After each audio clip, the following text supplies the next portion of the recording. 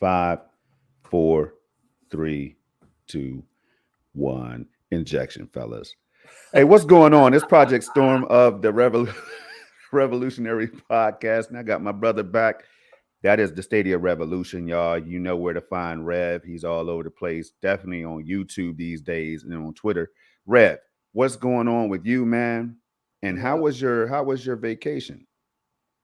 My vacation was good, yo. I had to, went to Six Flags last weekend, and so that was fun. I was able to hang out with my girl, her kids, my son, all for the first time. So that was pretty fun. I picked up a bunch of t-shirts because she got this 50% off thing going on. So I was able to buy a bunch of stuff that I normally would have just passed up on. Right. I made my cookies and stuff because I'm doing that now. And the kids loved it. It was awesome. Even my son liked them. He don't even like chocolate like that, which is weird. But yeah, but he's never liked chocolate, so that's just always been his thing. But he liked the cookies I made, so that was cool. It was good. It was good. We got back Sunday, stopped at a baseball stadium, got some cool pictures so we was able to get inside the place because it's open year round. And the gift shop and the restaurant and stuff, it puts you right in the outfield. It was fun, man. It was like I've been wanting to see the inside of that park for the longest, and ever since they built it, I've been wanting to see the inside. So it was cool to get to be able to do that. So that's gonna be something I'm gonna try and do again. Gotta check that out. It's awesome. But yeah, it was a good little vacation. Much needed getaway. All good. Got to go back to my home state and eat some of my home state food and see a lot of Bears, White Sox, and stuff like that gear on people, which is awesome because where I'm at, you don't see that all the time. So, and just get some of that good Chicago style food, man. I had me an Italian beef dipped with hot peppers. I paid for it the next day, but it was so worth it going in. But yeah, it was fun. We had a good time. That's all that matters right there, man. So, did you miss talking Stadia news and all that good stuff, man? Just talking cloud gaming in general, but definitely Stadia, man. Did you miss that? Of course I did, man. I missed the streams and stuff that was going on for the charity event we're going to talk about a little bit later. And I missed being on the show. I missed talking to you guys. So it's good to get back.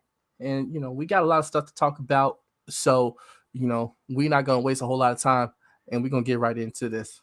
Absolutely. And for me, I could tell you this right here, y'all, y'all been just doing my thing, gaming, chilling, working and all that good stuff. But I tell you what, Rev, since you were away, now I'm not even going to lie to you. I did something. I did a thing, man. What you do, Storm? I did a thing. What did you do, Storm? I went out there and checked your Stadia credentials, man. I did. I went out there and checked your achievements to see if you were making progress, and sure enough, the brother was making progress, y'all. I can't even lie about that, Rev. I'm impressed, man. I'm impressed because why certain games, bro, you got tens of hours. I'm talking about games that I didn't think you would have that much time in. You got time into it, like 100% achievements on Star Wars. I know we talked about that. Star Wars, The Fallen Order, what Jedi Fallen Order, yeah. Man, look, Rev, I don't see you playing that many games, bro. I'm talking about I don't catch you in the act of playing that many games, but that doesn't mean that you're not gaming. You want to share anything on that, man? Like for the people, because I think there's one thing I always wonder, right? I'm like, man, how many people out here on podcasts actually play games? But my brother right here gets it in. I know I get it in. Red. Are you proud of yourself for that, man? No, why should I be proud of that? I mean, that's just look. It's normal, right? I told you I have a rotation of games that I play, and they'll rotate out depending on what I'm trying to play and what I'm doing at that moment. Like this week, I didn't get a lot of gaming hours in this week because I had to work a bunch of hours in a short amount of time, and I was just tired, and still recovering from last week's vacation.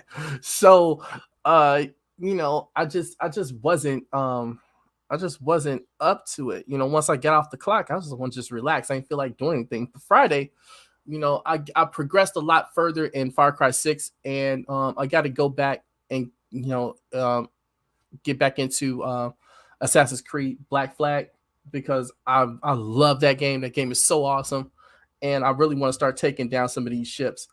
So, but yeah, I mean, I start a lot of games, and then sometimes if it captures me for a while, I'll play them like Caves in the Wild Mass. Yeah. I'll play the crap out of that, but that's more of for a relaxing thing. I want to get back on Mafia 3.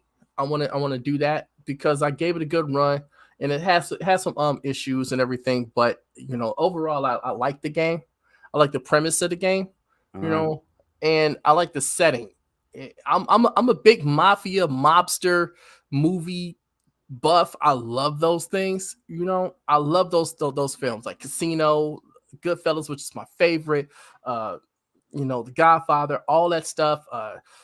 Just had Many Saints of Newark. I just watched that. The Departed, all that stuff. I love those films. I don't know why, I just do. Even New Jack City kind of fits in that category, because they do deal with the Italian mob and stuff like that. So I just love that type of film. So a game like that is just awesome to me. So technical issues aside, I really did enjoy the playtime that I had with it. Yeah, that's good, man. And I could tell you right now, for me, it's just that I've been all over the place as usual, so I don't have to really talk about the games that I jumped on, but I was everywhere, man. Cloud gaming, PC gaming. I didn't play any Series X or anything like that, but I was definitely jumping around on a number of games, man. I signed up for EA Play Pro. So far, that's coming in handy. Especially, I'm especially looking for that Battlefield. EA Play Pro, what is Pro? That? That's like the yearly subscription, man, for all the EA titles upcoming. Like I get them like 10 days early. Battlefield 2042, I'll be on that like what I think is like 7 to 10 days or something before everybody else read. So wow. Happy about that. Anything else they drop out? Anytime EA drops a game, man, you get that discount if you want to purchase a game. 10% off or whatever, and then you can just jump into the games early and all that. But man, enough of that gaming talk right now. Yeah. I love it. So we're gonna go ahead and jump into this right here, man. What you community got? Blog post. You know how it goes, Red. Oh yeah, you know how that is. We just run through this. We don't necessarily go line by line with this, because by this time everybody's seen it, and you guys are gearing up for the next one on Tuesday. So absolutely. So this is just going back through it, and take it away, Storm. Got to do it, man. So right here this week on Stadia, we had as you can see on screen, Destiny 2 Festival of the Lost. All right, we have another free Borderlands 3 weekend. All right, another. So if you still didn't purchase the game and you're thinking about it because you like what you played or whatever, you have another opportunity. Now, Rev, let me ask you this: is this Stadia doing this, man? Borderlands 3? Oh no, this is like the third or fourth time I've seen it. That's them. That's the publisher. I think it's 2K, right? It's 2K. I want to say. Yeah, it's they do that. They're doing that this weekend across all platforms. So it's not a Stadia thing. Got it. I think that's important to mention, man, because my first thought was, man, Borderlands 3 back again. I own the game. You know what I mean? I do too. I went ahead and purchased that because it's that type of game, So, but it's good to see it up there for the people to get their hands on a AAA level. That's 2 right here, AAA titles, and then you got a family or whatever game. I can see a lot of teens and adults, of course, but I can see a lot of teens playing Ben 10 Power Trip. So, do you have your eyes on this one right here? Like I said, I play it sometimes, but I haven't played it in a while. But it's good to, get it out there for people to give it a shot. Play for the weekend for free if you don't have it. See, I'm not a huge fan of looter shooter games like that, because I just, the game sometimes, to me, and this is just my little personal opinion, like Destiny 2, the games don't have a point. It's just, I'm gonna go disagree. And shoot a bunch. I said it's my personal opinion. Now, I said that, I feel like the game is like the games are like, okay, you run through a loose story ish, kinda, maybe, and you just shoot up everything, and then you just grab loot boxes, and then oh, I got this new weapon. Okay, so is the point of the game to kill the bad guy, or is the point of the game to just get the newest exotic? Like, I don't get the point of these type of games, like if they had like a dedicated campaign where you had a goal of destroying or overthrowing some sort of government official, something, I would be more into them. But if it's just oh, it's multiplayer and you get to shoot up a bunch of aliens and a bunch of different things, and some the storyline is kind of loose, you can follow it if you want to, and you get these new weapons, it just doesn't do nothing for me. Well, I'll tell you what, I disagree. I think Destiny 2 is one of those games. The Destiny franchise is a game that I've already spent thousands of hours into. You know what I mean? Destiny 2, not so many hours as Destiny 1, but oh man, combined, Red, crazy levels of enjoyment right there. There's so many things you could do in a game like Destiny 2. I think it's always going to be good to see these games up here highlighted and stuff where people can try them out. And Destiny 2 being one of those games that was free, that it kind of like dropped hand in hand with the platform, really. And I took advantage of that and haven't stopped. I pretty much brought every DLC or whatever I think that's out. And I don't even play the game every day. Right. But that's how much I just want to be able to jump into it. It's just one of those games where once you know what you're doing, like if you could get somebody out there and be a Sherpa or somebody that could just tour you or give you a tour of the game and introduce you to how the strikes and raids and nightfalls and everything work, where you get that loot, then you start to enjoy the game. And I'll tell you this, the public party feature, I know that Destiny 2 is on that list of games. That now you could jump into and run raids and everything that you wasn't easily able to do beforehand, so that just makes the game even more appealing, man. So I guess I just never got into the doing raids things in games and stuff that that's I don't know, I just never had that. I never had that be a part of my gaming experience over the years. I think to me it feels like more like a recent thing, because I think Borderlands 3 is like the original looter shooter. I think that's what they were 2K was saying. Yeah, like it was the original game that originally brought that element of gaming into the landscape, and with Borderlands, and I'm just it's just. My first experience with looter shooters is Destiny 2. And with that, it didn't leave that big of an impression on me. Everybody's telling me how great this game was. I'm like, okay, cool. It's a spiritual successor to Halo, which is like, always just raise my ears. Like, oh, okay. I can get into that, because I love Halo. No. This game is not like that. So but having the parties and all that stuff, that looking for group like you like to call it, I think those are awesome additions to the game. I think that's some really cool stuff, because now you get the opportunity to have people that you don't even know join in with you. Oh my gosh. And instead of just having people on your friends list, which sometimes they may not be playing that game, or they may be on doing something else, so just in the app to do something background wise, but now you get to have people that come in that you don't know, that love this game and play and will be willing to play it with you no matter what time of day it is. And I think that's a really fantastic option.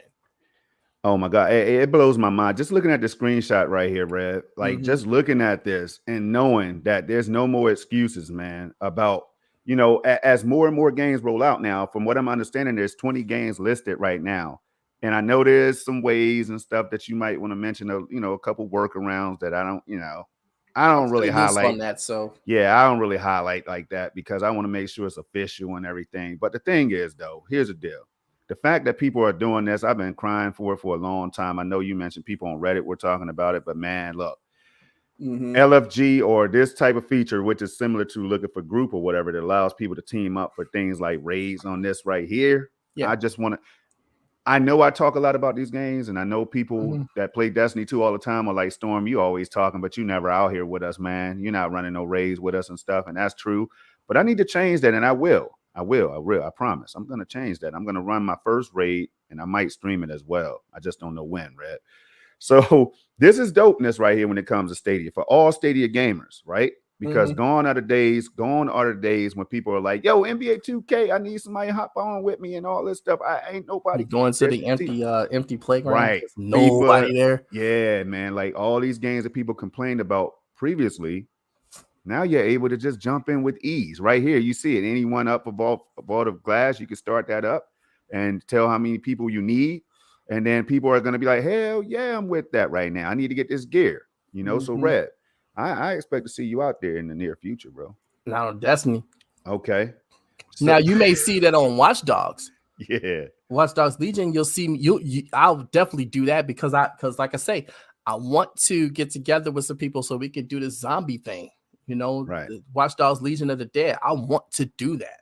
I think that's awesome. I love killing zombies. You know, so to get together with three other people and do that, I'm in. Man, I tell you what though, y'all. Look, right here, you got Borderlands 3. Right here, you see the direct touch controls and everything that we've already highlighted and already covered. But in case you haven't heard about that, we'll be talking more about it, I think, during the show. But look, man, ready for iOS now. Oh yeah. That's true. iOS, and that's big. That's really big right here. That is big. You can, and let me just go ahead and read that one for the iOS. I'm an Android user, so here's the deal. Same. Direct Touch is the Stadia input method released in August on Android, allowing you to interact directly with the game using your phone's touchscreen. Now it's available for Stadia players on iOS. Shout out, all right? Direct Touch allows players to control the game by tapping, sliding, and pinching the screen. Try it now in Humankind, where you could create your own civilization using just your fingers. Now, that just sounds crazy. That sounds crazy already. So, look, do check that out, y'all. I'm going to go ahead and stop that for now, but that's the blog for this week. Go check it out. Check it out, though. Yeah, I want to highlight something real quick. Y'all. Wait, you know what the difference is, though, between the Android and the Android and the iOS version? The iOS version is running through a progressive web app and is still able to implement that type of technology. I mean, it may not seem like it's a big deal, but it did take a while for them to get that together and get it working. So to do that through a progressive web app is actually pretty cool, and because on Android it's working through the native app. Thanks to Apple for not allowing the native app to be able to run. Yeah. Remember when that was a controversy? Yeah, I hear you. Hold on, man. So Paladins and Smite is coming? I just want to ask because I don't know. Remember, we were talking about these games, Red. But finish your thought, man. We got to get back to this though, Red. I'm sorry. Tuba, I've never heard anything about Rogue Company coming to Stadia, so we're not even gonna start that one. All right, yeah. I don't know. I don't know. We're not even gonna start that one, because people will say, hey, they said on the Revolutionary Storm that this game. Nope. Right. If it ain't been announced and there's been no kind of we ain't doing it. If I knew they were coming, believe me, we would have been making some noise about that. There would have been an explosion on Twitter if that would have happened. Trust me. Right. So other games too. I'm just saying we haven't heard anything, so let's not put it out there that it's even a question of possibility. Let's just wait and see what happens. Anyway, go ahead, Storm. No, I was just saying I cut you off, so I just wanted to make sure because when I saw that, I was like, "Oh, wait a minute! I know I missed a lot of news, but I just wanted to make sure I didn't miss that, Red. You know what I mean?" No. Two Bug also said the public parties are not very deeply integrated, as far as I could tell. It's just bringing you together to chat. You can't automatically join matchmaking. So is that the case? Because I haven't tried it yet. I really haven't tried it yet, but so it's bringing you together to chat. So you just can't join in the game, I guess, like Xbox Live or something is what he's trying to say. Again, y'all clarify. Let us know if Two Bugs right, agree with him. If he's wrong, then let me know. I just want to be informed. I haven't tried it yet, and it's shame on me, but I will in the near future though. But that's interesting to know. All right.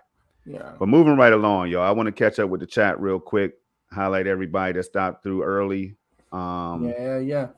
Rev. So is there anything in here that you want to answer to so far before we move on? Okay, let me just catch You up. say what's up? CGD is up in the building. All Cherry right. Man's in the building. 2Bug always. You know, we really do appreciate you guys dropping in and being the first to catch this storm. You know, it's a revolutionary storm, and that's what we're doing. You So know anyway, let's move on, man. Yeah, we're about to do it right now. Believe that. So Yeah. the next thing is we're gonna highlight this right here. So give me a second to go ahead and pull this up, y'all. It's the new website that you heard about already. It's pntsnetwork.com. It's a little thing in the works. A little thing. It's still in the works. It's not under construction, or is it, Rev? But No, here we go. it's available for everybody. All right. I tell y'all what. This is what we're gonna do right here. Everybody. 1, 2, 3. We're gonna go ahead and share this bad boy right here so y'all can see. It's real simple, real easy. What a URL, you know what I mean? pntsnetwork.com. That's it. That's where it starts, y'all. So MM2K, he made a video breaking this down. Shout out to the brother, another PNTS member and contributor. Shout out to him. He did a hell of a charity stream that we're gonna highlight on the show today as well.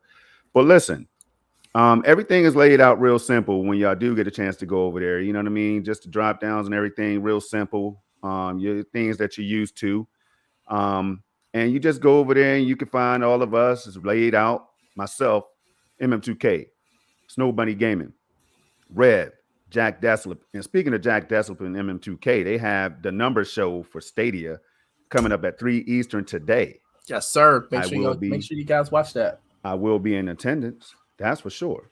All right. So right here we have all our shows listed, everybody. The Commission Podcast, sometimes Doc Dark 1985, big Xbox gamer. Y'all know him, or some of you know him, but he's on there with us. Proper's Place, another good brother that's on there. Snow Bunny Gaming, myself, Tronny from the Roundtable Podcast with King Thrash, and them over there. You know what I mean? So look, it's a hell of a show that happens on Thursday nights, y'all. I feel like, see, the thing is, I don't want to get into all this, Rev, because we start kicking times and dates and everything. Then yeah, man, we're gonna. No, but I do want to say that I will be a contributing writer to this website as soon as I get some technical bugs worked out, and just get all the back end stuff worked out on my end, so I can start posting.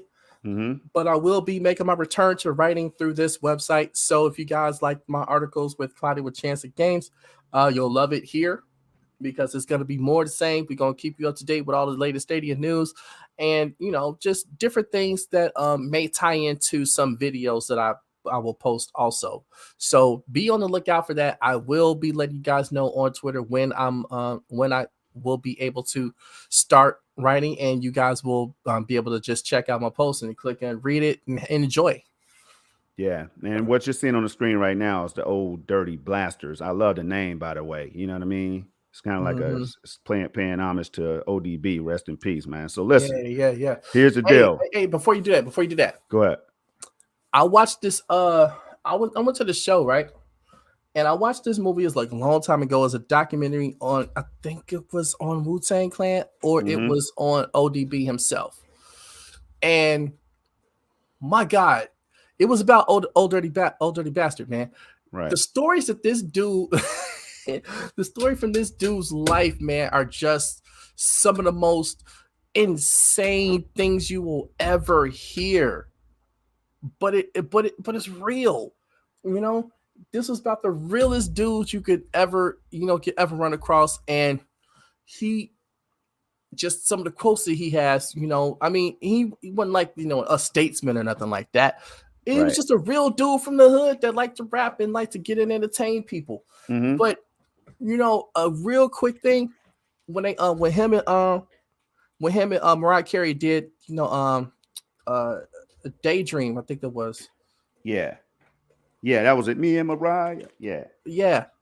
Do you know that this guy, he showed up high and drunk. He had recorded Me and Mariah go bad like babies and pacifier. And that was it for like 10 hours. That was the only thing he recorded. And what'd he do? He called somebody to bring him something and to the studio, and he got that, and he did his thing, and he went to sleep. He just went to sleep. And it's like, what is he doing? Is he gonna get up, do his thing? Like, what's happening? He was like, man, he's asleep. So shouts out to ODB, man. You know, you was a real one, man. You know, the game misses you. Anyway, moving on. Even that came out to be iconic, man. An iconic line, made the song, made the remix or whatever. So check this out, y'all. Check the remix. Old Dirty Blasters right here. You know, you see the games listed right here. I don't have to go through all of it. It's the clan. And I think we just had a cutoff for the Division 2. But MM2K will stay tuned, subscribe to MM2K and Stadia Dosage News and Stadia Dosage Streams for more information on the clans and everything, the clan activity and all that stuff, right? Because my brother's been working hard on trying to get that thing finalized so we can get out there and start rating and all that stuff, man. I joined, Rev. I don't know about you. I'm putting you on the spot. Did you join the Old Dirty Blasters? I think I did. Nope. You know what? I haven't. I gotta open up Division 2 because I haven't even done that. So I gotta do that so I can get in on this stuff because this is fun. You know. Yeah. With the Division 2, I like this. I like that game, and it was a lot. It's a lot of fun to play because the visuals are just amazing in that game, and you know the feel of it, all of that stuff is just perfect. So that's a game I always want to play with other people because you know it's just good, right? And go ahead. Oh no, I wasn't going to spend too much time. I just wanted to say, man, you can see Borderlands. No, and that's a game again, free to play. That could have been a perfect one to launch right about now, but who knew that was coming up? You know what I mean? So here it is again, Destiny 2. We talked about earlier, Rev.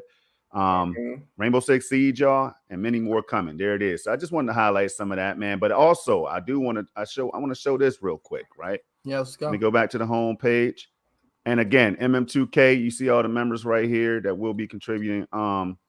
But I want to showcase something that I saw down. Look, Revolutionary Storm already up there, and we're live right now with episode 22. Already there, y'all. So I do want to, if I can find it now, let's see. Page 3, was it page 3 down here? This is how you can click through. And also Yappas, y'all. If you watch our podcast, SML podcast with myself and MM2K or SSE podcast, you're no stranger to Yappa or whatever, but you will be able to leave us voice recordings and things like that, and video, I believe. Some people, people don't really take advantage of that, but all right here, y'all. So go and check that out as well. But I know my brother made a video and I can't find it right now. Hold on. I cannot find it. He made a video explaining everything in detail for the site. But anyway, we'll find that later. Yeah, we'll find it later. We'll get back to it, y'all. But he does a good job of breaking that down. So we're going to stop this right here, Rev. We're going to get back to what the chat might be saying. And we got to shake this rust off, man. It's been like a week, a couple weeks, it feels like, or whatever, that we haven't really been doing anything with the controls, y'all. So allow me to get used to this thing again, all right? Yeah. Now, so I think we caught up on the chat as far as Squid's in the building right here. All right. Yep. Okay, then I want to go back up here and then we'll switch to the next topic. All right, less than 4 hours left to the numbers show. Absolutely right. Do check that out on Stadia Dosage News. Okay, and I think we already highlighted that. So listen, let's go. Going right to the next topic, and that is caring from the clouds, y'all. This right here, I have to give kudos to the brother John Scar, man, 4 Scars Gaming, because I think we have been really kind of like just knocking it out of the park, with this. It's a fundraiser event that's designed to, get the Stadia community together from all over the world, man. I mean, you got people from Germany, France, the UK, of course, US, and so many other places, man, that's coming together to do amazing things. And you're going to get a glimpse of that right now, y'all. So I did take part, Rev, and I want to say that it's been a tremendous event. Let me just share this. It's hard to talk and pull things up at the same time, man, but I'm going to try my best right now because I don't want to slight this one. Boom. So here's one example of what I'm talking about right here. We got John Scar, 4 Scars Gaming. You can follow him on Twitter. You know what I'm saying? You can definitely follow me as well if you want to at the Nephiliac and Rev. Rev, I can't pull you up easily without going to the search box and stuff. But follow Rev out there, SFounder19, at SFounder19 on Twitter, y'all. Yeah, do follow him as well. Y'all should check this out. It'll be fun. I just want you to read this. This is how impactful this thing is. Just this morning, he just dropped. John just dropped this morning. Tears of Shouts joy out to flowing. John Scar. Yes, sir, man. Always doing. The brother's just doing too much, and I feel like a broken record when I say this, but this is a stand-up individual right here in our community. You know what I mean? Like always doing amazing things. Always just not just talking about it, just being about it. You know. So tears of joy flowing this morning while I'm tallying up the numbers from yesterday's. Shouts out to the new pillars in the community. Absolutely, man. Collectively, as a community, we've raised a little over 3K. That's 3,000 US. All right, 3,000 USD. Waiting on one, and he's still waiting on one total from a stream for charities around the world. And this is not even over yet, y'all. This is it's going on all month long. So next week, you can look forward to a special episode of Sml Podcast, I believe. And we also have other content creators that I do want to highlight as well that's contributing to this whole thing. But man, this is just one example. Like my role, my organization, my son actually chose was Make-A-Wish, the Make-A-Wish Foundation, where, you know, that's basically, you know, it helps a lot of families, especially kids, wishes come true or whatever. Terminally ill kids. Yes, sir, bro. And it's just been amazing, man. So I just want to point joy in out people's lives, you know? Yes, sir. So I do want you, I encourage y'all to go check that out. You know, hashtag Caring from the Clouds. Do check out John Scar, and there's so many content creators, and I do want to list them while Rev is giving his take on the whole thing and what it means to him and the community or whatever. And I want to pull that up. So let's go ahead and get into it. Rev, what are you thinking about it so far? See, I think that this is I think that this is a really awesome thing, and I wish I was a little bit more involved in it, you know. But it's good to just watch this thing go down and see how people are interacting with it. People are reacting to it, sharing it, donating, and just putting up these worthy causes. Like MMTK is of the Kidney Foundation or something like that. Yep. And that's something that was just near and dear to him. So, you just gotta appreciate the awesomeness of this community, because, man, people talk about the Stadia community and they talk about how we're toxic and we're this and we're that. But, the thing is, the people that's talking all that stuff that says that, they're not the ones that's contributing to this thing. Right. The ones that they're calling toxic and they're saying this and they're just talking crap about are the ones that put this whole thing together. So this is a beautiful thing to see, where you could dispel certain narratives just by doing something out of the kindness of your heart and not even having to go at people talking crap. Right. So I love the fact that this was put together. I love the fact that people donated and contributed to it. I love the fact that people, just got out there and streamed it, even just watched it, even if they didn't donate anything. But just seeing this community do something so awesome and so cool that's gonna help and benefit many other people. Even if you just donated $1, $5, $2, it don't even matter.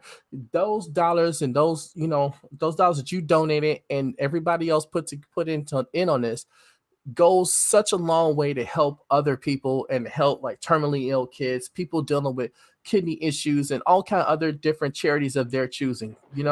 Like I just love that idea that we were able to get something like this going.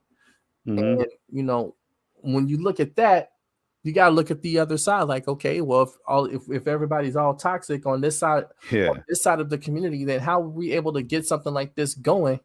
And where's theirs? I mean, good question. Good question. Where's their version of this? So, shouts out to the Stadia community.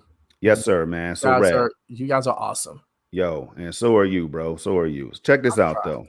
Check this out. Me too. What's up? October. So these were the dates. You can go back and find those retroactive or whatever. You could go back and do check those out, especially the 9th right there, y'all. When your boy got out and I was playing all these games, man, it was fun. I had a whole lot of fun. That's what I'm trying to tell y'all. I had contributors or whatever. I had a whole lot of fun.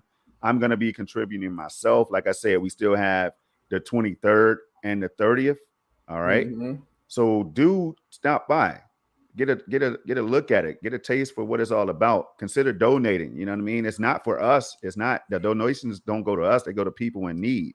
So that's the thing. A lot of us have already probably donated and stuff. But look, here's the email, everything you need on screen. So go back, check this out, screenshot it, whatever you need to do. But I want to go down here and some of the prizes listed. Like if you donate and you're automatically entered for a random prize drawing or whatever, right? And some of the codes that's been given out, people have been happy about because you can see it all on Twitter, you can see it on social media, right? Now, so October 2nd, the winners right there. Shout out to everybody on that list. All right, there you are. October 9th, here it is right here. Okay. And 16th is going to be announced. He's still tallying up some things right now. But look, so basically, guys, you want to visit this right here, and I'll drop it in the chat so that you all can check it out. But do visit this right here so you can see what this event is about. But I want to go down here and highlight some of these contributors, right? So first week, you had Helix Cloud Games, all right? That's Chris, Tom, and Richie, formerly known as Sounds of Stadia. John Scar, right there. Codex Gaming, all right? Right there. You see him around all the time on social media and stuff. Peter Cottontail, a brother of ours. You can catch him on the SSC podcast and behind the scenes contributing to the PNTS network activities and stuff. Shout out to Pete. You got Connor Wilson right here. You know what I mean? And we keep on going down. We had Rock kick off week 2. Okay, shout out to Rock. And then Scar right there. And then you had your boy Project Storm right there. And then, this guy, Lord Kenzel, a.k.a. Clive Ellenden, came out there to do his thing. And then Vivi Plays. All right? Yeah. Definitely. Scooterama, right? Bet Cloud Gaming. Stadia France.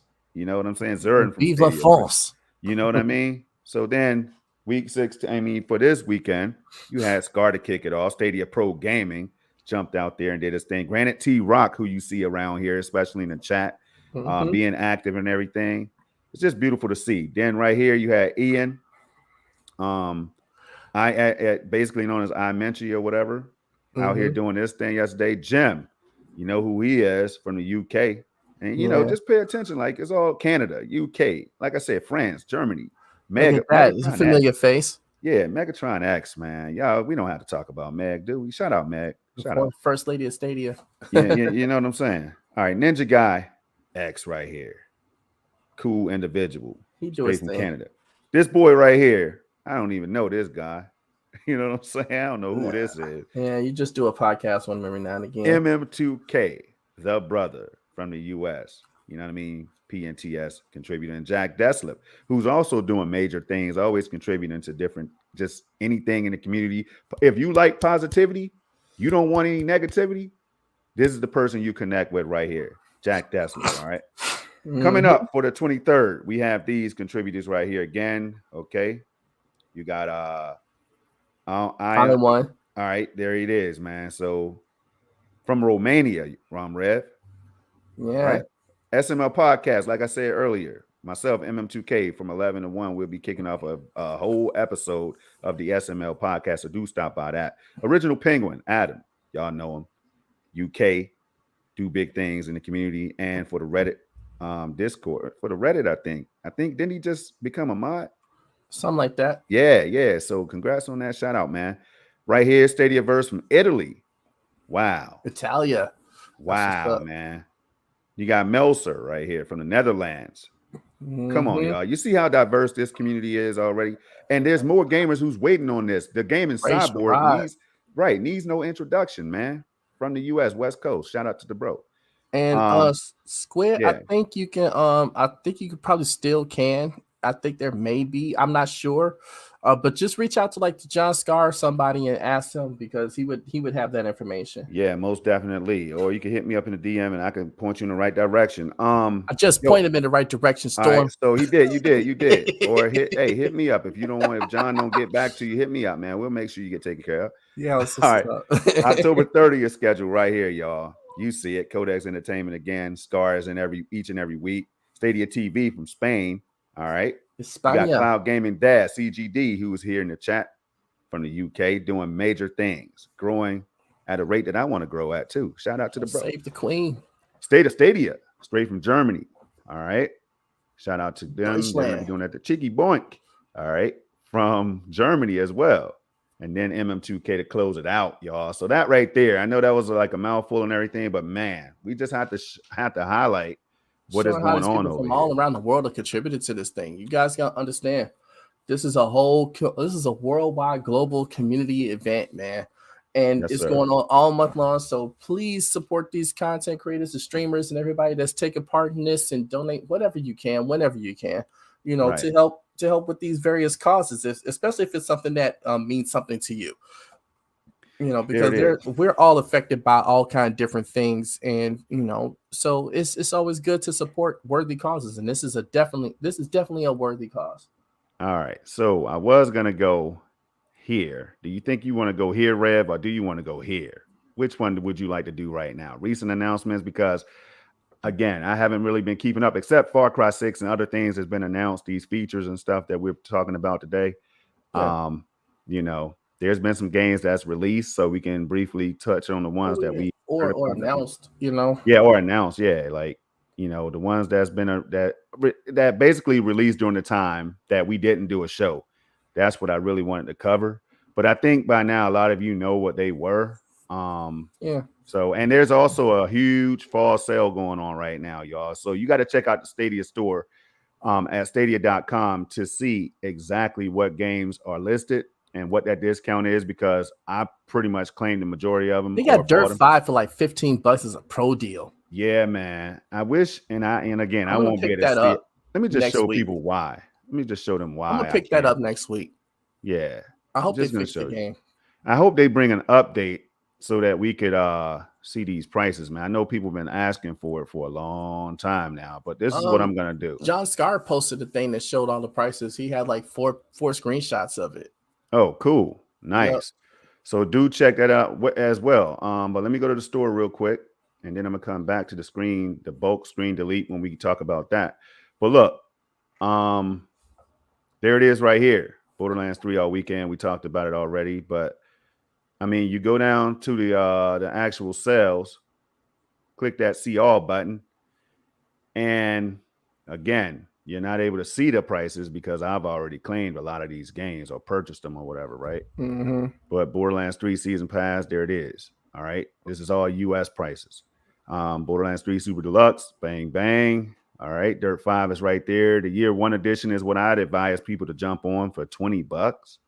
Yeah, that's not even that's not even a bad deal at all. That's a great deal at all, I must say. So there you go. F1 2020 Grid, Ultimate Edition, $9.99. Why not jump on that? I mean, Hitman Grid for $10, yo. Come on, you know what I mean? And it's just the but Ultimate wait, Storm. What's up? People tell us that the games on Stadia cost too much because it's not Steam. And Stadia's charging you full price to stream a game. What is this stuff you're showing me on the screen that's showing that these prices, these games are on a sale? Like, I didn't know that. I thought the Stadia didn't have any sales, according to the people that never touched it and never even went to the Stadia store to see anything. If you listen to those people, they tell you that this stuff never happens. So somebody lying up in here. I don't know. Maybe it's my lying eyes. I'm not sure. See, you got it wrong. What happened was, they stopped talking about that. They let that go because they realized they were wrong, and then they never brought that back up. I haven't seen it recently. Is that what it is? Yeah, so they let it go after we checked them the first time and the second and the third through maybe 250th. Yeah, because they kept saying it. So now you can see that Stadia has value. There's a lot of value over here. They're always having sales. So many that I can't keep up with it. You know what's so cool about this though, Storm? What's up?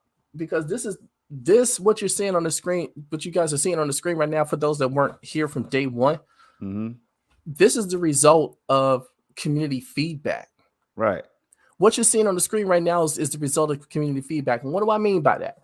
What I mean is when Stadia first launched, right? Now, before Stadia launched, we knew that with our pro subscription, we would get pro games, we get some games for free, and then also we would get discounts on games because of our pro subscription, which is one of the major selling points that they had, before it launched. Now, after it launched, that was the case, and the pro subscribers got those deals, right? Mm-hmm. Now, for a few months, like maybe 4, 5, 6 months, I want to say, that was the only discounts you could get. And Right. the community was like, hey, we want to have it where there's, even if you don't get a pro subscription, if you don't have a pro subscription, you get some sort of discount on the games. Well, Right. they did it. Once they launched the free tier back on April 8th, 2020, they slowly implemented sales for discounts for everybody alongside the pro deals. Now, what's the difference with that? The discounts for everybody is a certain percentage off of games, but then if you have the pro sub, you get an even deeper discount off of that. Yeah. So now, what purpose does that serve? It serves to dispel the narrative that you have to buy all these games at full price. Now, sometimes they have it specific to the publisher, like Ubisoft will just have a sale on all of their games, and that'd be across the board. But they'll have 2-tier pricing on Stadia for everybody and for the pro subs, right? And then sometimes it's just by genre or just because. And this is one of those just because there's no real reason for all of these games to be on sale right now. Mm-hmm. And it's not like it's the holiday shopping season just yet. I mean, we're a little over a month away from Black Friday, and so we expect to see some Black Friday deals on that. So a lot of people are going to be picking up games too that they didn't get. But like I said, this is the result of community feedback. So when people say, oh, well, they don't even listen to the community, they don't communicate, they don't do this, they don't do that. Well, they listen, they take surveys, they read all the tweets and the comments on the Discord, on the community blog, in the forums, the Founders Hub. They read that stuff and they take that and they try to implement it, even if they don't necessarily say it, but they do it. And all of this stuff is, like I said, the result of feedback from the community. So definitely keep that feedback coming, because all that does is improve the platform, in subtle ways over time. There it is. So with all that said, y'all, you just got a taste of that's just one sale. There's been other games that's been on sale in rotation, so you got to just keep an eye on everything, right? But we want to jump into this right here now, right? And then we have a few more topics, and we're going to close out for the day. So Far Cry 6, there's man. Packers, though. I gotta watch that. oh yeah, most definitely. We'll be out of here well before that. So but Far Cry 6. Yes, sir. Do you want to start, or do you want me to start? Because I want you to start, because I just went on a long geopolitical diatribe, and I want you get some vocal time, man. So go for it. All right, man. So I could tell you this right here. Far Cry 6 is a game that was highly anticipated by myself and others when it was first announced. Before it was announced, as soon as we got Far Cry 5, some of us started thinking Far Cry 6. The game comes, of course, it looks amazing. Of course, it's 30 FPS. Wait, Storm. We got the announcement for Far Cry 6 before we even got the announcement of Far Cry 5 that is on true. Stadia, at least. That is true. We got that. We got that. What, in 2020? Right. We got that in 2020. We got our hands on Far Cry 5, right? And that's what I'm really trying to say. We got our hands on Far Cry 5, and then that kind of made us think even more about Far Cry 6, right? So Far Cry 6 finally drops, is out here. We know the performance, we know the specs, because it was released on all platforms, including PC, right? Yes, sir. So I knew that it wasn't going to be 60 FPS. Hey, we already had that conversation. A lot of us, some people feel like it should have been, and some people want the update to come later on. I think it will be. Yeah, it will down the road, but down the road, I'll be on something else. So I've already played the game on another platform, but that's just another take. Here's the deal. The game comes out, it's phenomenal. It looks great. It looks like PC level quality in a lot of areas, right? And some people are like, yo, it's great at 30 FPS. And others like myself was like, oh, money. I give it a 7.5 because, and I, when I showed your rating changed on that. Not really. No, I gave it a 7.5. Because I watched a live stream. I gave it I gave GeForce Now 7.5. I gave Luna 7.5. Hold on. I gave the Stadia version 7.5. I said it would have gotten a 10 or 11 if it had 60 FPS and stuff like that. That's what I said. So I gave them all a 7.5. You know what I mean? Because of that. Now for GeForce Now Luna Rev, it was it was because it was only 1080p, and that was sometimes not a crispy 1080p. So that's what it was, y'all. Now, forget all that because the game is great. Some people love it. That's all that matters. Me, I've been playing on PC a lot more because I get that performance that I want, but that's not a surpriser. That's not a no-brainer for somebody like me, right? I do want to say that game, that's a hell of a port. It's a hell of a port. I just wish it was 60 FPS. That's all. Sorry, neighbor knocked on my door. Oh, nah, no problem at all. Nah, but what I was just telling them that what I did, I gave all three of them a 7.5 and said it would have been higher, but I gave GeForce Now a 7.5 because it was like the quality wasn't on the Stadia level. Like Stadia blows them away as far as I saw that comparison you did when you switched back and forth between that. And look, the one thing that stood out for me on your thing. This wasn't for me on mine, my impressions of it. But when I watched your stream, right? Yeah. You turned the camera to Lita. Yep. And she was all wet from the rain and the storm. Right. On the Stadia version, that just looked when you did it on Stadia, because I think that's the only one you did it on. But you did that when you did that on Stadia, that it just looked like wow, right? Yeah. That blew me away. Like I say, I'm on my 4K TV, and I see I didn't pan the camera. I didn't pan to look at her at that point, right? Right. You just went right through. I just went right through. But when you stopped and did that, I was like, dude, you could tell how wet her clothes were and stuff, just by the just through the graphics and stuff. Yeah. I thought that was just insane. What about her skin though? I mean, that's crazy, man. Right. So look, that just blew me away. I was like, what? Storm is giving this game some props but while it's not on 60 FPS, oh my god. I had to because it was beautiful. And I'm glad the neon lights off in that, in the alley. Yeah. Yep. That was reflecting off the wall was insane. And I'm glad, Rev, I played the Stadia version last, because if I had played it first, the other two, I might not have made it through the other ones, man. So I'm glad I did it in that order, because it just blew the others away, Luna and GeForce Now away, as far as fidelity goes and stuff like that, man. It's just it's not even a competition, but that's no surprise. That's why I stream this stuff, Red. But I do want to say one more thing before I turn it over to you. Yeah, do it. If anybody's having issues on CCU, like if anybody had issues with like major pacing, like FPS pacing issues or anything like that, or stutters or whatever, let me know, because that was my experience. And I unplugged my CCU and plugged it back in. And I still had that experience when I played on CCU. Now, that's just me. Right. That could have been anything. I'll try it again today, but I did see that. So if anybody said that they're having performance issues, this is why I have to say I understand where they're coming from.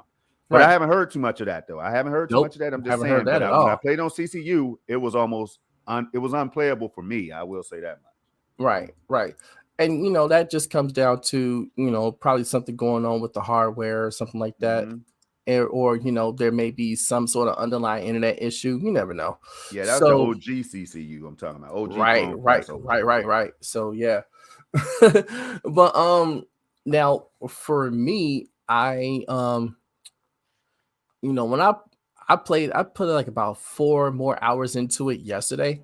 I just got up and after I did all my morning stuff, I just jumped on it because I hadn't played it all week, so I was eager to get back into jump back into Yara and advance this story, right? So I'm finally off the first island, and I got all of my the Ultimate Edition extras and whatnot. That stuff is awesome, and I took down the helicopter. It was so cool. And now I like the games more for the story, and the action and all of that stuff, because you're gonna get that in the game regardless. But I like it, but there's some things like they want to incorporate elements of stealth into the game. Yeah. But it doesn't work as well as it does on, like, say, like Black Flag or something, because you can play that game all stealth if you want to, or like Watch Dogs, you can play that all stealth if you want to, if you really have a grasp of what you're doing. you know, with the hacks and all of that stuff. But here it seems like the enemy is a little bit more sensitive to seeing you when you're hiding in certain places, you know, but you can still get some good stealth kills and whatnot. But it seems like once you take somebody out in a way that's not completely 100% stealthy, everything just goes and hits the fan. So it's like, oh my God, you know, now you're in a firefight when you were trying to just, you know, sneak around, grab a couple people, hit them with them machete, and then, you know, just take them out, right? But other than that, I mean, the game is awesome. Now, one other issue I did have with the game, and it's nothing like technical or anything like that, but the horse mechanics are really, really sensitive. Like the horse and driving and all that stuff is real sensitive. So it's like if you gas it like in the car, you might as well just be in a derby or something, in a record derby, because you hitting something. You were just hitting something, and there's no way around it, you know. And sometimes that helps you get away from different situations and whatnot. But that's fine. But sometimes it's like you have to like just ease on that the gas trigger just slightly, just to get it driving at a normal speed, right? Because if you're heavy fingered, you're gonna gas that thing and you're gonna be like, oh, I ain't trying to, you know, miss your turns and everything. But with the horses, it seems like they're just the mechanics for the horses are off just slightly. And I can't put my finger on what that actually is, but it seems like the control when you're on a horse and you're looking off to the side, it's like the angle is kind of skewed in such a way that it kind of throws off your timing. I mean your sense of direction, and then the horse just kind of just does its own thing sometimes, you know what I'm saying? And so I think that's something that's probably some sort of bug or something in the game that they could work on and fix if enough people, you know, have an issue with it. It may not be, I don't know. But that's just me. Otherwise, game is phenomenal. I love it. Yo, so do I. Now, here's the deal though. We're gonna move on. Speaking of games, Rev, right? Yes, sir. We have we got this right here that we're gonna get into next. That is this Metacritic listing. I always find it interesting that now first of all, I'm happy that they're starting to list these games and start to review these games. I haven't checked the progress on the update, you know, as far as how many games they've been reviewing recently and stuff, but Red. This right here is something interesting for a few reasons. And Riders Republic is one of those games that's coming up next, right? I think that is the next big AAA game that's going to be coming to Stadia, October 28th, as you see right here.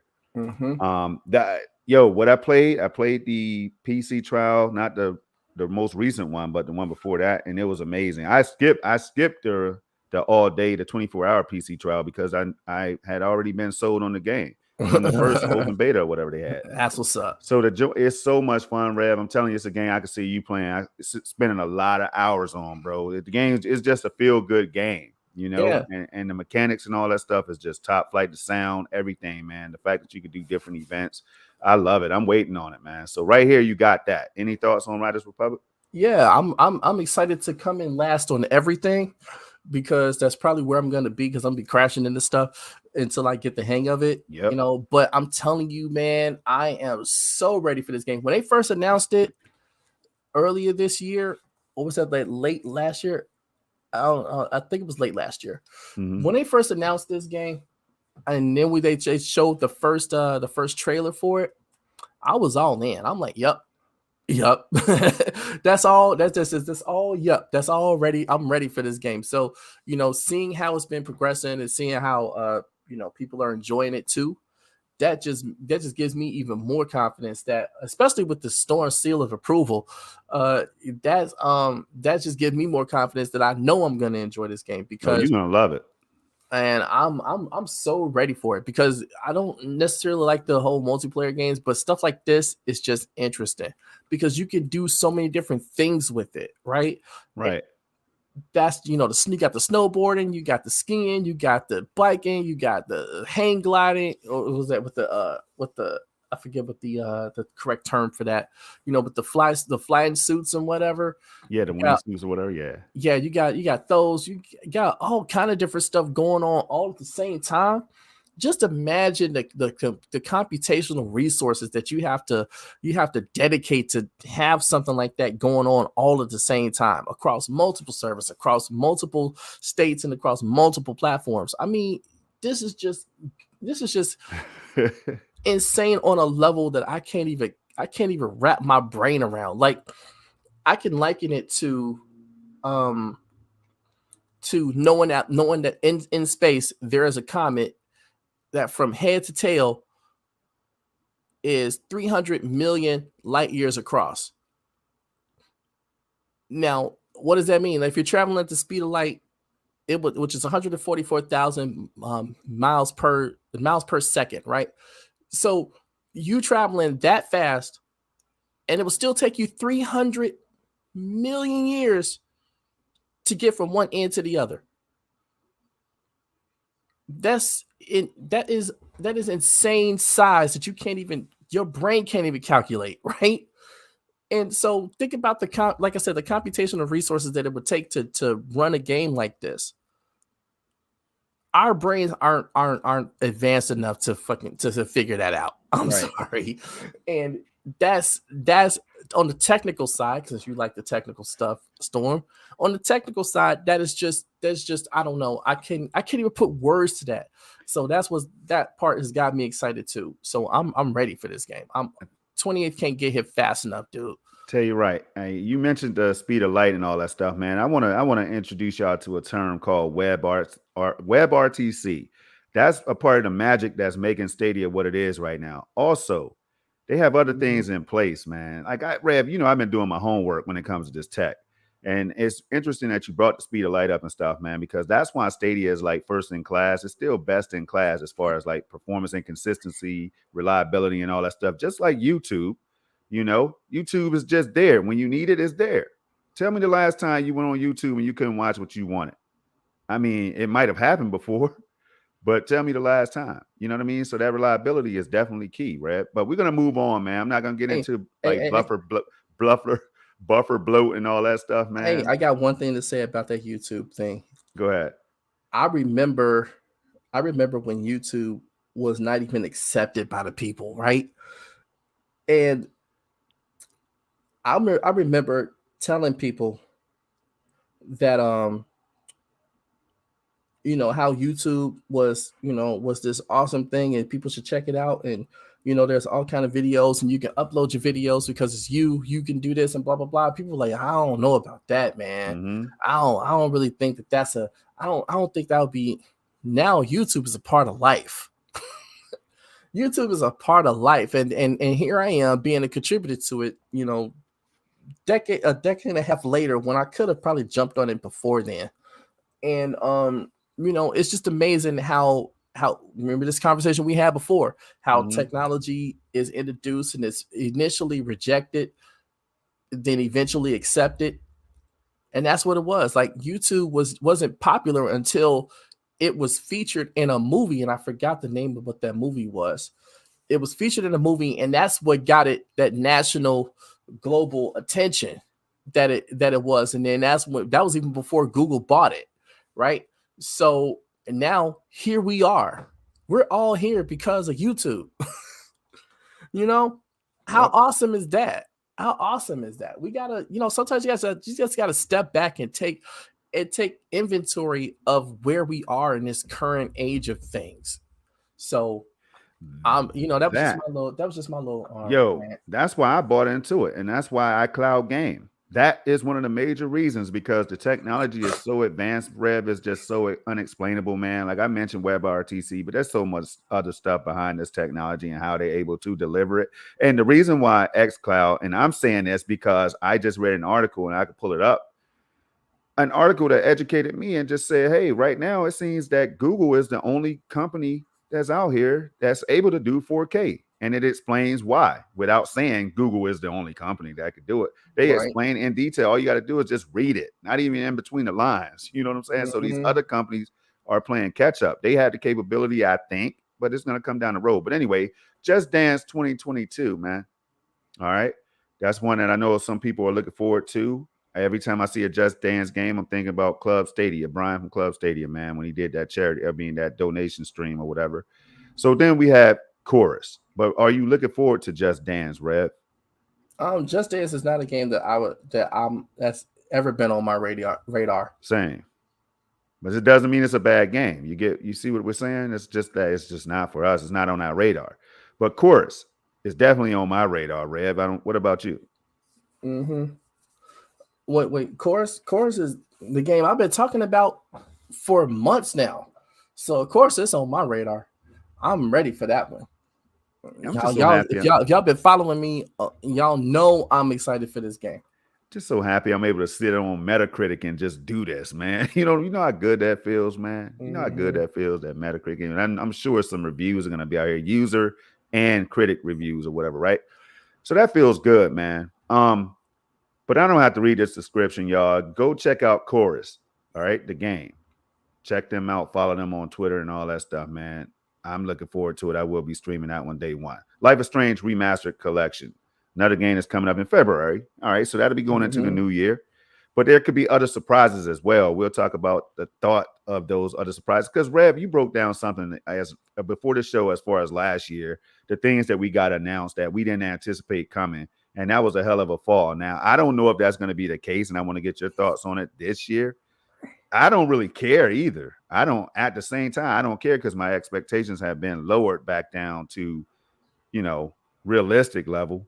So I don't have any expectations right now. I have a wish. That's Battlefield 2042. That's the only thing. But we'll get to that, man. I think I have a banner set up for that one that we could talk about for 1 minute and move right along. But Life is Strange Remastered Collection, Red. What about you, man? Yeah, I'm kind of interested. I'm interested in this game. I think story-driven games like that are always a welcome change of pace, because you don't always need to be like super stressed out during the game trying to figure out how you're gonna kill this boss or whatever. Right. But Life is Strange, is more story-driven. So I like games like that. So when it was announced and I was looking at it, I was like, okay, this may be something I'll give a chance to. So when this comes, I know one game is already out, right? I think one of them is already out. The recent one that was $60. That's all I can't remember. True Colors, I think. Right. Yeah, I still haven't picked that up, but I do plan on doing that. So, but like I say, it's on the radar, so we'll definitely be seeing that. Yeah, all right. So that's that. Okay. It's a wait and see for me because I do have the first one. I have it on Epic, and all that stuff. So I might jump on it. I don't know. I might jump on it over there. I don't see myself buying it, And True Colors, I had a performance issue or two with that one. So ended up refunding that one. But we'll see. Never know what the future holds. Then Destiny 2, The Witch Queen. All right, February 22nd. Got that coming up. So each month, I think, they don't really have January listed, but if January is going to be anything like this year with Hitman and stuff dropping, hey, man, this is Rev, this is so important to have this conversation right now, man, because we haven't really heard a lot coming from Stadia in the form of surprises and things like that. And we know it's fall season, man. So I know we've been talking about this a whole lot. Yeah, you want to get into this? I do want to get into it, man, because see, and it can go hand in hand with this right here, right? When we talk about AAA bangers, people, they want to come over to Stadia, but I keep hearing from people I know that Stadia just doesn't have the games that they want to play yet. Like, I don't have to name them. You know what I'm saying, Rev? They don't have those big bangers, man. The ones that they want, that millions, hundreds of millions people play, I guess. So that's preventing some of the people I know, and that's about maybe 5 or 6, from jumping on over here because that's what they're waiting for. Now, with that being said, I want to get my thoughts on how many bangers I'm expecting this fall. And I know I just said it earlier, so I'm going to say it again. Battlefield 2042. That's the only one I'm looking forward to. GTA and all that is cool, a trilogy. rumors. I know these are rumors that I'm talking about, so listen carefully. These are rumors, speculation. If Stadia doesn't say it, it's not happening, is how I look at it, right? Mm-hmm. But I don't care what Stadia says. If they announce Battlefield, I know that GeForce Now, and I'm starting to think, Red. I got to go in the speculation zone for a second. GeForce Now seems to be partnering back up with EA or vice versa, whatever the case is. If EA and GeForce Now does some work together, or if GeForce Now gets Battlefield 2042, that's going to be huge for them. Now, I'm going to be playing the game on PC either way because, I have EA Play Pro. I'm going to be playing it on PC first, but if it comes to Stadia, you'll see me splitting my time between Stadia and PC. That's all. But that's the only thing I'm looking forward to as far as expectations and stuff, AAA bangers and all that stuff. What about you? Do you have any on your list? I don't really have anything on my list. Like you said, with GFN, partnering back up with EA. I guess EA opted back into, allowing their games to be played on there. That's great. That's awesome. That's awesome for GFN users. And for on PC, that's great. I want to see more expansion from EA on Stadia. I want to see more games like Battlefield and stuff like that. So I want to see the new Jedi Fallen Order. I hope that game comes to Stadia. I do want to see NHL. I want to see that those hockey games and stuff that they have. I want to see a lot of different games from EA. That and their subsidiaries that just publish games that develop games and EA publishes. I want to see a lot of those games make their way to this platform. I want to see Bandai Namco add more games to the platform. I mean, they think they just did with is Kakarot confirmed? I heard it was a rumor. Yeah, well, I don't know, but I know I heard a buzz about it, and I just saw it. So, but the game I want from them is Deep Dragon Ball Fighter Z. I want that game. It's a good fighting game. It's Dragon Ball Z characters with elements of with the fighting game style of like Marvel versus Capcom. Something like that, and it's got little story elements and stuff to it that add to the canon. So I really like that game. My son has it on PS4, I think, and he loves the game because he loves Dragon Ball. But for me, I want to see this on Stadia because I want to play more fighting games like Street Fighter and stuff like that from Capcom. Yeah. So I have a lot of different games. Like I want to see, just in general, I want to see Devil May Cry Remake because I think that would be a great game for modern graphics and in the latest consoles and stuff. So, and I want to see a Stadia version of that too. I mean, there's just so many different games that I want to see on this platform. So hopefully 2022, even though we don't have a lot announced for it yet, I hope that 2022 is going to bring more. And Jack Buse's comments saying that they were already done with 2021. They're focused on 2022. I hope that eventually we'll start seeing some of those announcements come. And I want, the game that I want to see an update on. What's that? That I have not seen yet and haven't seen in a while is Lies of P. I want to see that game. I want to see some I want to see some information on that because that's the dark version of Pinocchio and all of that stuff. And the trailer that I showed on the very first episode of this podcast still has me buzzed for this game. So, I really want to see that. I want to see that be a thing. I want to see some information on it. I know it was early in development when I showed the trailer. So we probably won't hear anything about that for a few months now. But still, I want to update on that. And, that's just my take. I don't necessarily have any expectations, but, I want to see people get games on here that that they want to play too. So we're going to need the publishers, the developers, we're going to need Stadia, everybody to start, working on that. And hopefully with the incentives that they just introduced starting this month and continuing on, through January and all the stuff that they're going to be putting in place will help facilitate that happening. I hope that that's the case. All right, I like it, man, and good breakdown. I'm surprised that you had so many games that you're looking forward to and all that stuff when I had just one. But hey, that's why we're having the discussion, man. It'd be interesting to know if anybody in the chat wants to throw yours out. If you have one particular game or two particular games or 10, hey, which ones? What are some of the ones you all are looking forward to? Now we want to go into this right here though, and I'm gonna bring up 9 to 5 Google. So give me a moment, real quick, because this is going to be another interesting one, right? To kind of like start ending the show with. Now, so here we go. Courtesy of, again, 9 to 5 Google right here, Ben Schoon. October 15th is the date. All right. So Stadia changelog, bulk delete captures, Heist Simulator release date, and more, right? So when I saw this right here, I saw this morning or last night when I was preparing for the show. I saw this last night. I really didn't catch up on the news this week because I was so busy and stuff, man. And then just playing games, right? So I think this is going to be cool, Rev, and we're just going to skim through it real quick and just share our thoughts on each one of these paragraphs or topics that they had. But I just want to hear, it says, following the AAA launch of Far Cry 6 last week, Stadia had a quiet few days, right? Which is true in my opinion. But now Stadia has gained a new bulk edit feature for deleting screen captures. And I'm going to show that off a little bit. You know, that's why I have Stadia open up here. And a release date for 2 new games.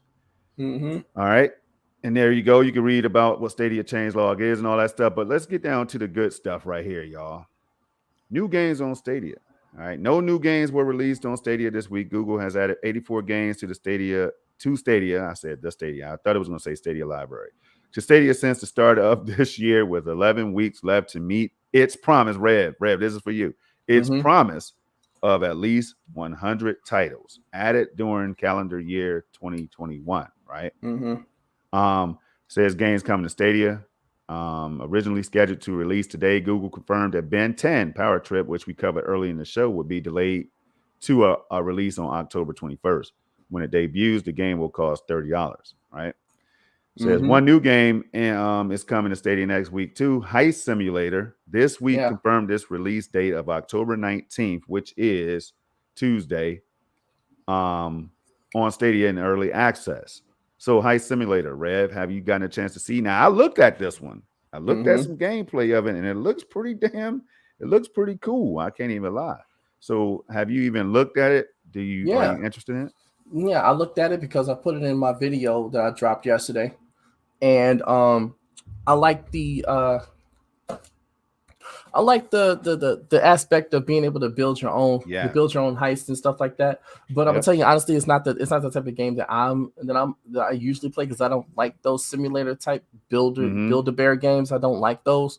You know, I mean, the only one I ever played was was The Sims, and I only played that because my guy had the code to unlimited money, so I could just build a house I ever wanted to build. You know what I'm saying? Right. But the game does look fun though. I will say that it's just not one that that's like completely on my radar.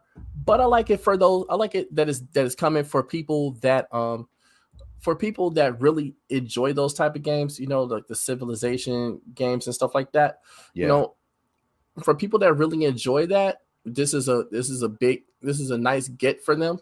You know, but it's just not it's not one that's on my radar. It's like a PC type game, and you know how I feel about PC type games. I can't stand them. So I do. I tell you what, it's not something I don't have it on my radar either, but I'm always happy for the people that do. And I do watch content. I watch other people's content, man. So I will be checking out how they're interacting with the game and what kind of fun they're going to be having, because I know it's one of those games that looks like it's going to draw a lot of fun and excitement from the community or whatever. So I will be having my eyes on that, but I want to go on down, right? It says you can now bulk delete Stadia captures. Now, basically this right here might seem subtle and small, but I think it's something that's long overdue, really. I think it's something that we've been needing for a while, because some of us went crazy with the captures, like myself. Like me. So basically it is what it sounds like. The ability to delete captures and screenshots or whatever, like video and screenshots that you take and you want to get rid of. So that's now you're going to be able to do that. And I do want to go up here real quick and show that off a little bit. Let me go ahead and refresh this page. Share this podcast out, guys. Hey, yeah, because I understand we're just copy the URL, go to your Twitter, go to your social media, and paste that there. Tell everybody to watch this. Yeah, because let's get some people up in here. Yeah, we're just getting back, so to me it doesn't matter as long as people catch it later. We have a lot of things going on today and all that good stuff, so they'll catch it later too. Mm-hmm. So whenever you catch it, as long as you catch it. All right, but here we go, y'all. It tells you first of all, look, I have 274 clips. I've already deleted a few.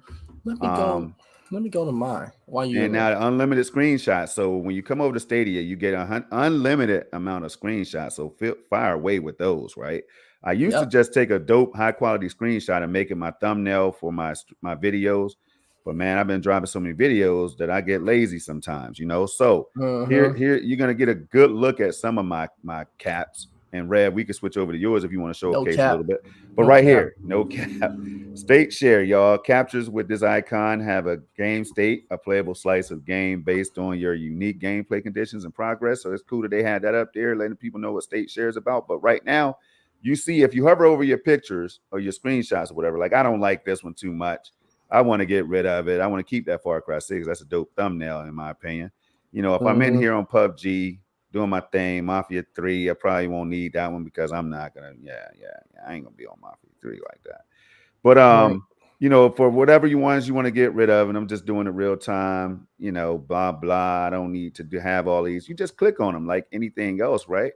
And then you just get rid of them. So I want to see how it works with multiple ones, how quickly it can delete them, Red. And that's what I want to do real quick. Like Grime, I go ahead and get rid of that. That's not really a great one for me. All right, so get rid of these. All right, so let's see what it looks like when you delete multiple things. Let's just throw a Rainbow Six clip up in there.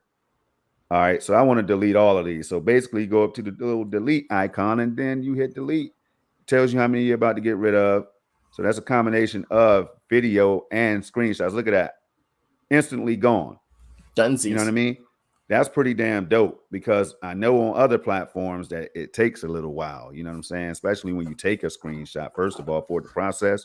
Mm-hmm. These screenshots process so fast at 4K. Like, look, I can get rid of this real quick, y'all. I'm not going to keep going through all of these, of course, but it just shows like how quickly you could do this. And this is really my first time, being able to do it, obviously. Boom, get rid of that. You can have 500. You can have 500 actual 30-second clips on there, which is actually man, pretty cool. Yeah, you gotta love that. So that's pretty damn cool. Like these screenshots right here they were hard to take. Like getting that shot right here, this chick in the middle of while she was moving and everything, man. This Stadia screen capture features and stuff are just amazing, man. I don't like that one too much, but it's just amazing. So you just that's how you do it, y'all. That's how you do it. You just get rid of the ones you want to get rid of, and now you can go ahead and be your best photographer, I guess. But what about you, Rev? Do you want to share any of your creations? No. It just, I try to get some good shots. I suck sometimes. But I'll tell you, this is not, like I said, it's not a huge thing, but it is at the same time because it's just one of those quality of life things that people ask for. And again, this is another thing that came from the community, right? Because this is something that the community asked for, and they asked for it for a while, and so they was finally able to get this implemented and get it done for the people, and now you have that option. So it's just one of those things that just makes that a lot better. So the thing that I want to see from this is this expand to the app. I want to be able to do that. I think probably on the progressive web app you can. For iOS, I think people probably should test that out and see. But I do want this ability on the native app, right, for Android and stuff like that, because that would just be really, really interesting to just be able to do that and get rid of a lot of screenshots that you may not want to keep anymore because they serve their purpose and you don't need them. So, this is just awesome. Anyway, so next thing. I tell you what, man, we're gonna skip this right here. You guys are, if you were here earlier in the show, we've already gone over this. So Destiny 2 Festival of the Lost right here, y'all. I don't want to spend too much time on because we highlighted it. So listen, this right here is kind of interesting, right? What's that? Phil Harrison, man, because some people feel like they don't see enough of Phil. I feel like I don't need to see that much of Phil because I know Phil has to be doing something. He's making a big buck, so he has to be doing some work behind the scenes. And as long as Stadia keeps doing what Stadia does, then I'm assuming that Phil Harrison has a lot to do with that. Now, Rev, I want to get your take on it because right here saying Phil Harrison makes a brief appearance. It says mostly silent during Stadia's second year. VP Phil Harrison was listed on the Gaming Awards site. All right, spotted by Clouded Games. Seemingly confirming Harrison is still working as the GM and VP of Stadia, as some speculated he may have silently moved on. What the heck is going on with people? Where would they get that idea that he silently moved on? Like if Phil Harrison had moved on, that would have just broken the internet. That would have just set the internet on fire, like literally on fire. Man. They would have went to the internet servers and burned them all to the ground, and you would see flames on your screen every time you went to a different website. That's how. So if this was actually the case, like he silently moved on, it would not be silent. It would not be silent. There he is, right there. With the boy Kojima. That's a hell of a role right there. Hideo Kojima. So I'm saying it's like people just make up things and they have their own headcanon and they just know everything and then they don't. Right. I just don't get this. People just want to find something so that they can have something to say. And Phil Harrison, he doesn't speak a lot. We know that. Since we've been introduced to Stadia in the last 2 years, if you go back to like GDC 2019, that's like March. So we're talking about 2.5 years. He's only spoken out like maybe twice that I know of. I think it was like the Connect where they announced the pre-orders on June 6th. Mm-hmm. The GDC in March 2019, and then the Ubisoft Forward last year. I think that's the only times I've ever seen this dude speak out publicly. And then the SG&E thing, he put out a statement. But other than that, he doesn't speak a lot. He just goes to work and does his job. So I don't get why people are trying to speculate this. And it's like. I mean, I know where it comes from. It comes from like the canoe, but it's just stupid. Like, stop, just stop. If he was to move on, let that be announced because that would be an announcement. Oh, believe it, for years. I mean, Jack Buser just went from Stadia, head of Stadia Games and stuff like that, to Google Cloud, which is going to implement a lot of the things that they were doing in Stadia into Google Cloud and also have Google Cloud benefit Google Stadia as well. And they made it seem like he just left the company and he's just done with everything. And he's about to kick his feet up in Aruba somewhere with a Mai Tai. And, because he's just done with Google. It's done with Stadia. It's like, so just imagine that's Jack Buser. He's not as known as Phil Harrison is. And just imagine the reaction if that was the case, that he just silently moved on and it was like, all right, I'm gonna go here and do this. It's just a thing that happened. No. 9 to 5 would be all over it.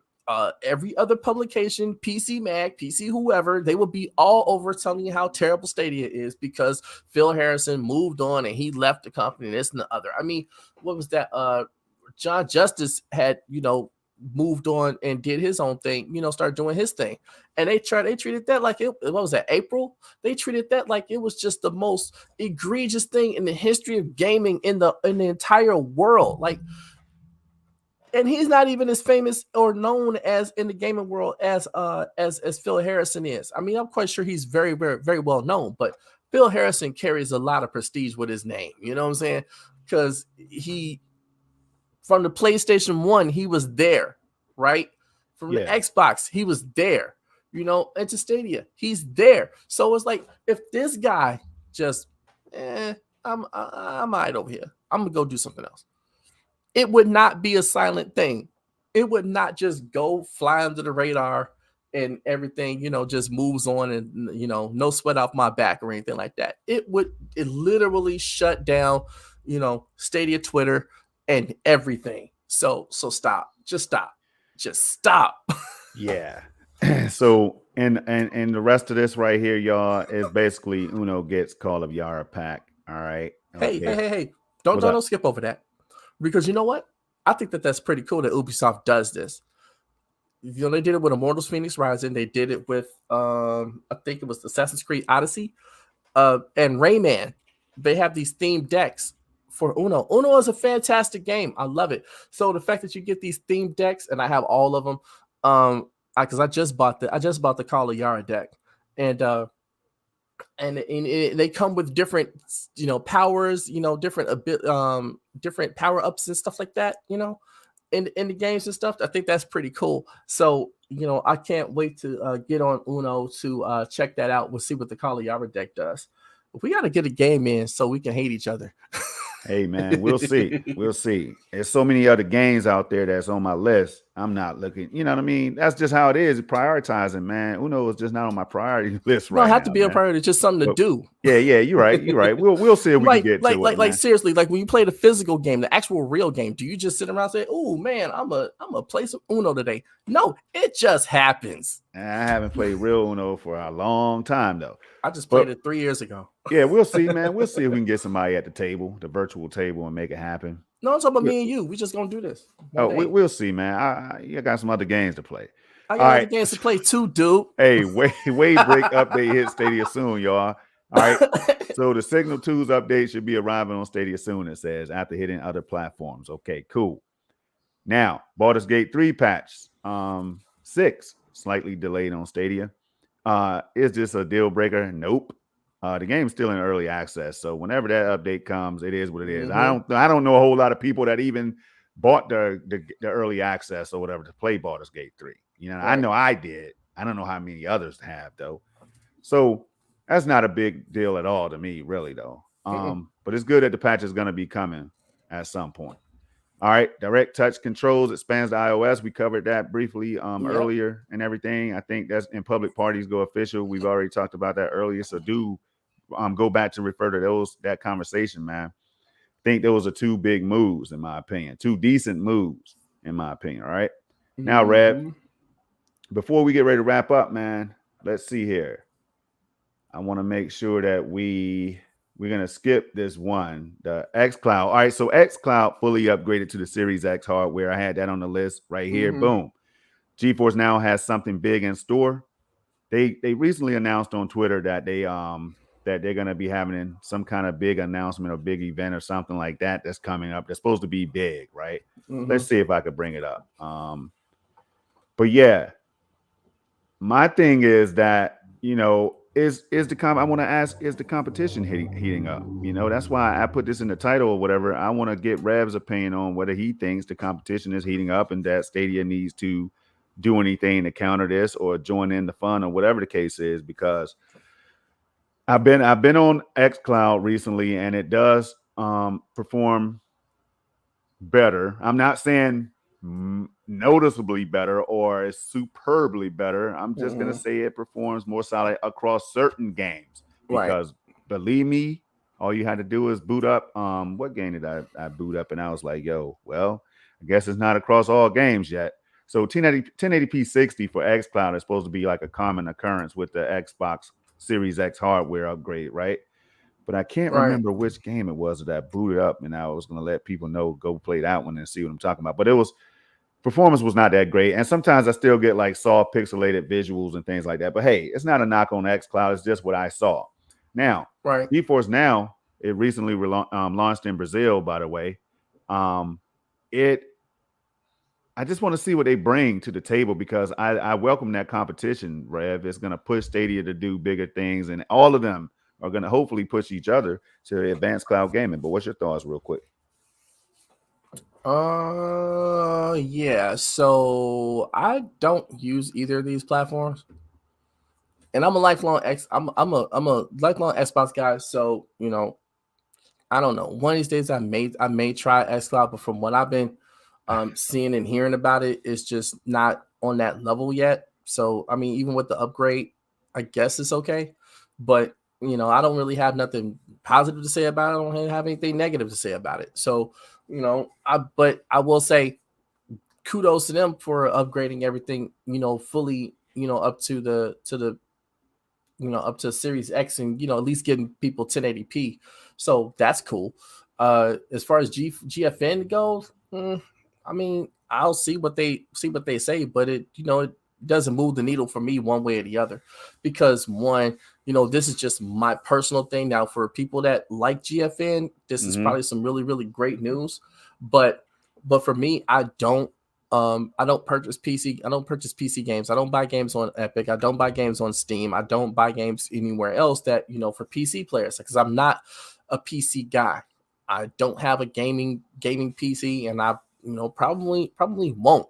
And even if I did have a PC that's capable of gaming, I wouldn't use it for gaming, because, you know, my PC gaming experience is just it never really impressed me. So because I'm a console person.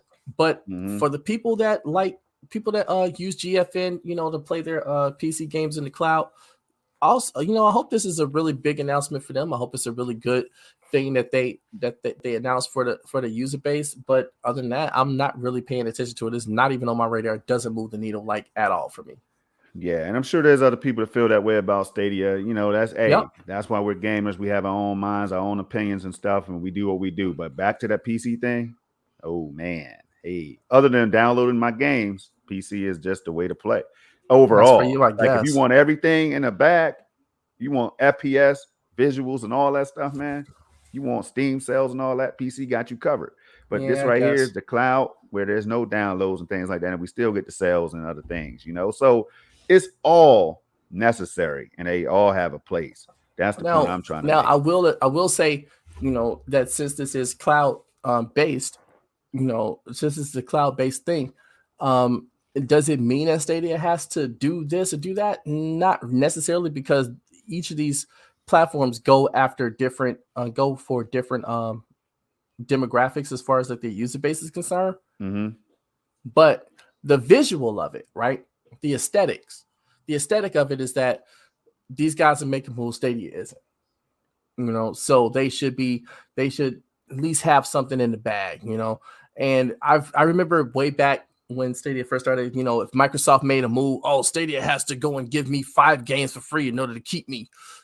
Stupid comments like that on Facebook and stuff like that. Oh, well, they opened their windows this high, so over PlayStation, so now Stadia has to step their game up. It's like, really, you know. So for me, it's just more the same.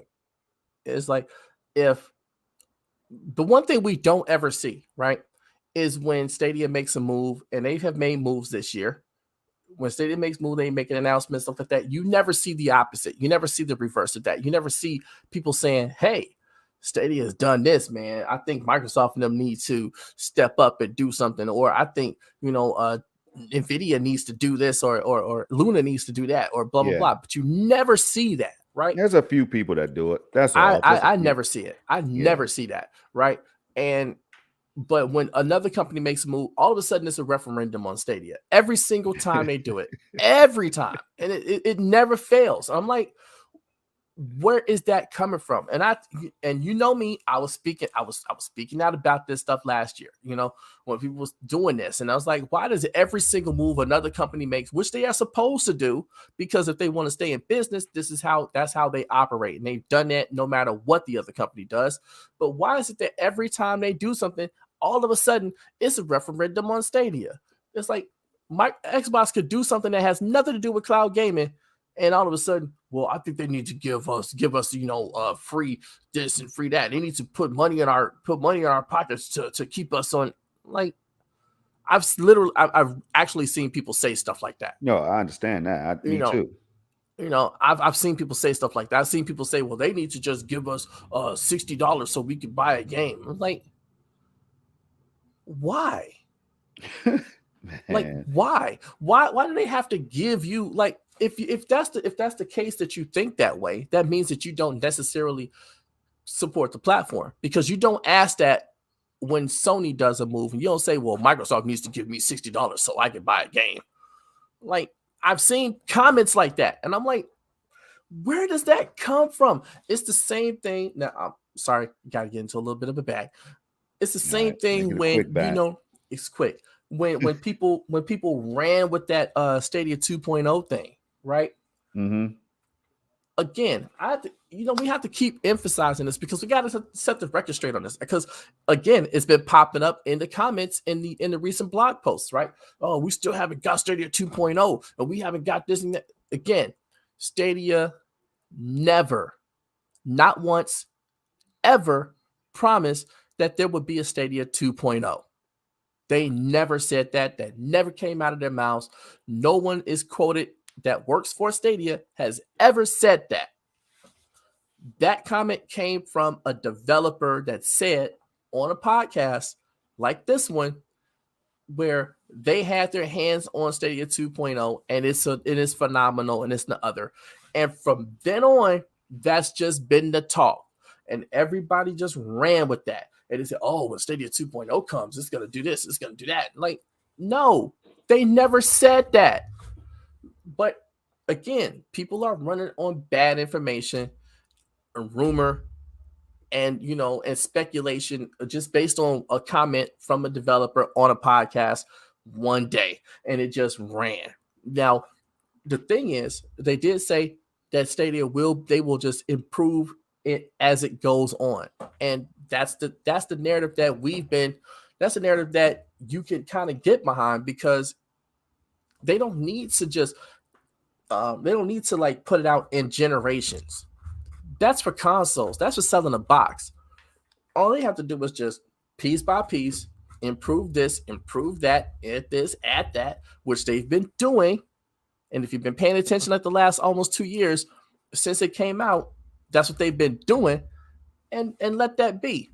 They also told you that they would roll the new features out beginning in 2020, and they've kept to that. And they're still adding features to this thing to this day. Like with the bulk delete, with the with all these other different things. Now, there was a category called trends that somebody spoke of, and they had a screenshot, but I was unable to find that. So, I couldn't put that up there. But like I said, they're not selling a box, y'all.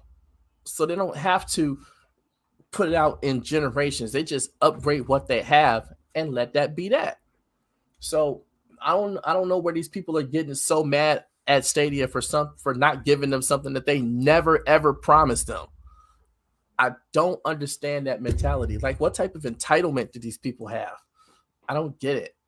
Well, I could say this right here. I think a lot of that stuff comes from some people, gamers who did look at that chart, that 4K 60 chart and that 8K 120 chart, Rev. Mm-hmm. I think a lot of those people are just and if they were listening to what Stadia was saying about how they could just scale up and things if they needed to, right? I think that's where people started thinking, okay, well, they could probably easily scale up because it's cloud gaming. It's not like traditional console gaming, right? Yeah. So I think a lot of people are just listening to these things, and then they're like, okay, then they're looking at some of the games and how they're performing, and they're saying Stadia damn well need to upgrade right now because my game that I want to play is not running in the optimal fashion. Some people are thinking like this, what I mean? I'm one of them. I'm one of them at times. But when you look at games like The Division 2, you look at Far Cry 6, you look at a bunch of these other different games that the developers took their time with and completely optimized the game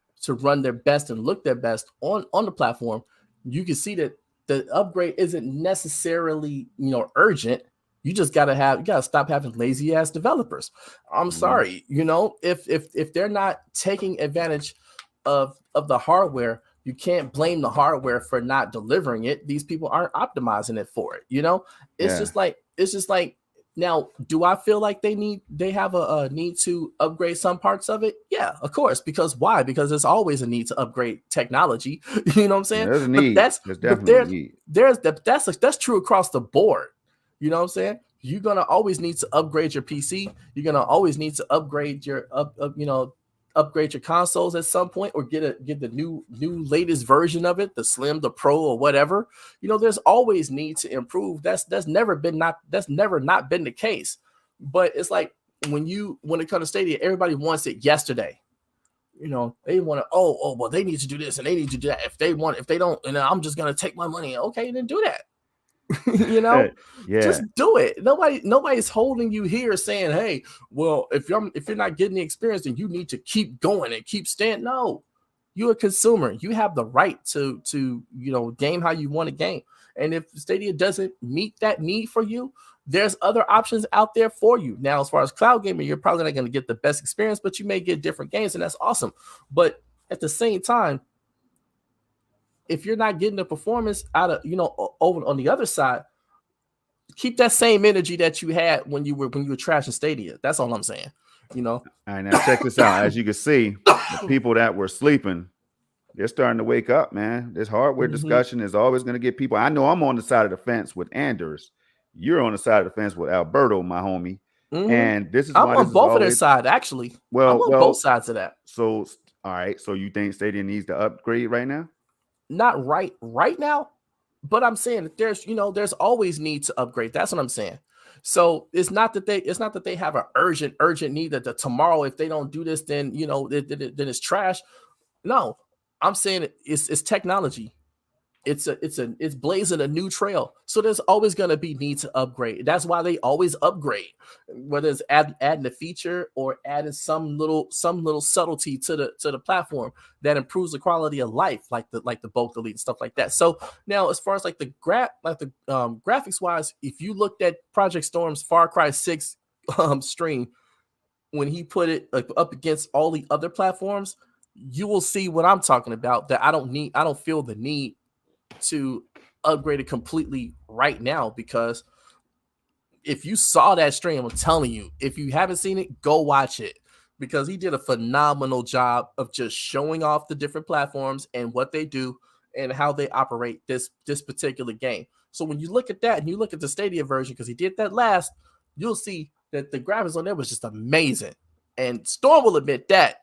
So like I say, I don't think the need is pressing, but it's always there, and that's across all technology. So I don't, but again, I'm on the side of Alberto too. I don't think that it's necessary like right now, but well, I tell you what, and bring it on in the future. Let's do it. I think it is necessary right now, and I'll tell you why. This is why. And shout out to T Menace in the building. That's the homie right there. He has an Xbox Series X or Good S. for him. He has the S at least. I know that for a fact, right? So listen. Okay. So the thing comes down to this, Rev, and we have these conversations, man, and we could do a whole hour-long dedicated show with the community involved or whatever on this hardware issue, man, because I'm always going to advocate for the people that's like, I want to see better, because like right now you have the PS5 out there performing better than Stadia. You have the Series X out there performing, and right. It should. But the problem is, listen, the problem is people are willing to pay that $500 to go buy a console that's in limited supply. They can't wait for them to restock, Red. Well, they was going to do that. And hold up. Wait a minute. But we got Stadia. This is what people are thinking, right? They're thinking like this. I would rather spend my $500 than play what I see on Stadia right now, because, man, because it's going to be better on those consoles. And what I'm saying is the reason why we need updates right now is because that should be the case. Certain games are running like last gen on Stadia, when Stadia is equivalent to the current gen right now. I'm talking about Series X, PS5. That's the kind of bracket. If you look at it on paper, how T Minutes just said, shout out to him again. Like, this is why people are doing this stuff, Red. Like, they seeing what Stadia is listing, what the capabilities are, 16 gigs of RAM, 10.7. They're looking at that. Now, if that had never come out, we wouldn't be having this conversation, because then people would they wouldn't expect anything, Red. But so what I'm saying is, there's certain games that I'm flat out skipping on Stadia, and I'm going to play them on PC or Series X. And that's what I'm saying. That's why. But see, you have the option to at least get it on par, so people can have the experience and not have to have people are stressing about whether they want to buy the game on Stadia or not. I want it on Stadia, but I guess I'm forced to buy it somewhere else. I really want to play it on Stadia. Come on, Stadia. Like, Okay. just upgrade. Okay, See, that's but what let we're me say dealing with something. right now. Let me say something.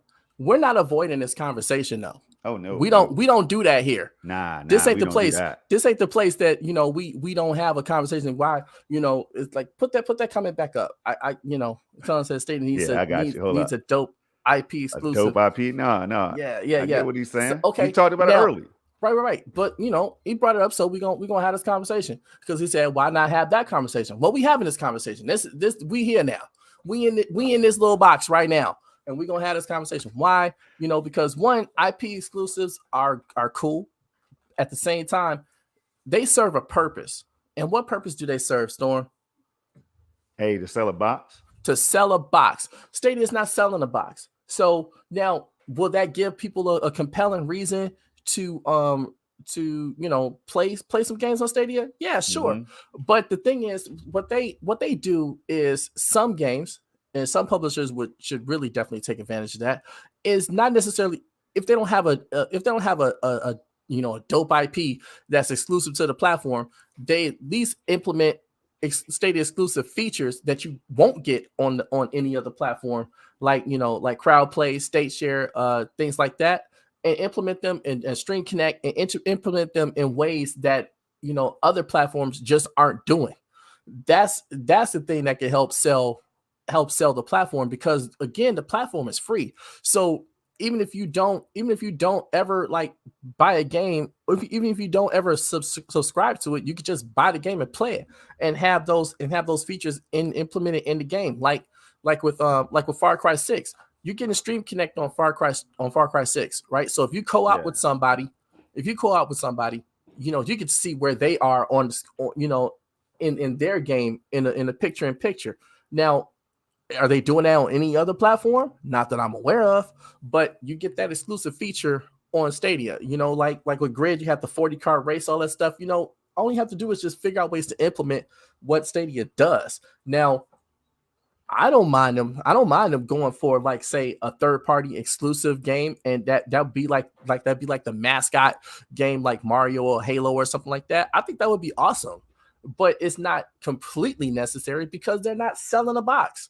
Mm-hmm. So, those games like that are made to they go into those deals in order to move units out of the store. That's what they do that for. Because if you want to play this game, you got to have this box in order to play that game. Stadia doesn't do that. If you want to play the game, and it's available across most platforms, and it has Stadia exclusive features, you could just pay the $60 or however much the game costs and just go to work playing it. Now, does that negate the console? No, nothing's ever gonna negate a console. I'm sorry, nothing's ever gonna negate a PC. So this delusion that people have that says, well, I want Stadia to replace all of these, is not going to happen. Cloud gaming is not going to do that, at least for another decade or so, But the people, again, like I say all the time, the people that's going to get rid of the consoles and get rid of the PCs and stuff like that are the people that make them. You know what I'm saying? So it ain't got nothing to do with Stadia. They're not selling you a box. They're just selling you the experience and the game itself. So now, if you want to try it across multiple platforms, you have the option to do that. There's nothing wrong with that. It's not a knock on Sony if you buy a game on Xbox, and it's not a knock on Microsoft if you buy a game on PlayStation. It's just is what it is. You played it where you have it. There's nothing wrong with that. I don't get why people say, well, Stadia needs to do this and he needs to do that. Just because a game exists on another platform. It's if you want to play Call of Duty and it's not on Stadia, play it where it is if you have the option to do that. And call it a day. That's all I'm saying. Right. Well, I tell you what, this sparked up some liveliness at the right time, and the wrong time, actually, because we were going to wrap up. We got football coming up, y'all. But listen, yes, sir. We're going to have more of these discussions, and I love talking about it. You know what I mean? I love reading people's comments and stuff about it because I feel strongly that I'm playing. I'm going over to other platforms. Listen, man, I'm going to other platforms where I used to be right on Stadia for every game, but now, y'all, that 30 FPS thing is a serious deal for me, man. So if you see me playing Far Cry 6 on PC, you already know why. I mean, I play everywhere. I played everywhere coming into this thing, right? But man, all I'm saying is for Stadians, because I prefer to play on Stadia. There's no downloads, no installs, all that good stuff that we like. The advertisement is real, y'all. I love it. But come on, Stadia, upgrade that thing, man. Upgrade that thing so I can buy everything 100% over here. You heard what I'm saying? I play my PC and everything. But I take advantage of Steam, Epic Game Store, and Xbox Game Pass and stuff like that, right? I'm gonna be paying $60 on PC. I'll be buying my games on Stadia. Well, do that. And also step up your game, developers. You know what I'm saying? Step up your game. Step up your game, because we have games on Stadia that show the top of the line of what it can do, right? So stop being lazy out there. Stop just giving away lazy ports, because one, it makes the platform look bad. I will grant you that. You know what I'm saying? It makes the platform look bad, especially when you put it up against games that really take advantage of the hardware, you know? Like a game like PUBG that played like crap everywhere else, but runs smooth as butter on Stadia. You know what I'm saying? I mean, when you got Cyberpunk that was just trash everywhere else, but on PC and Stadia, it was working beautifully. You know, we see the Resident Evil 8.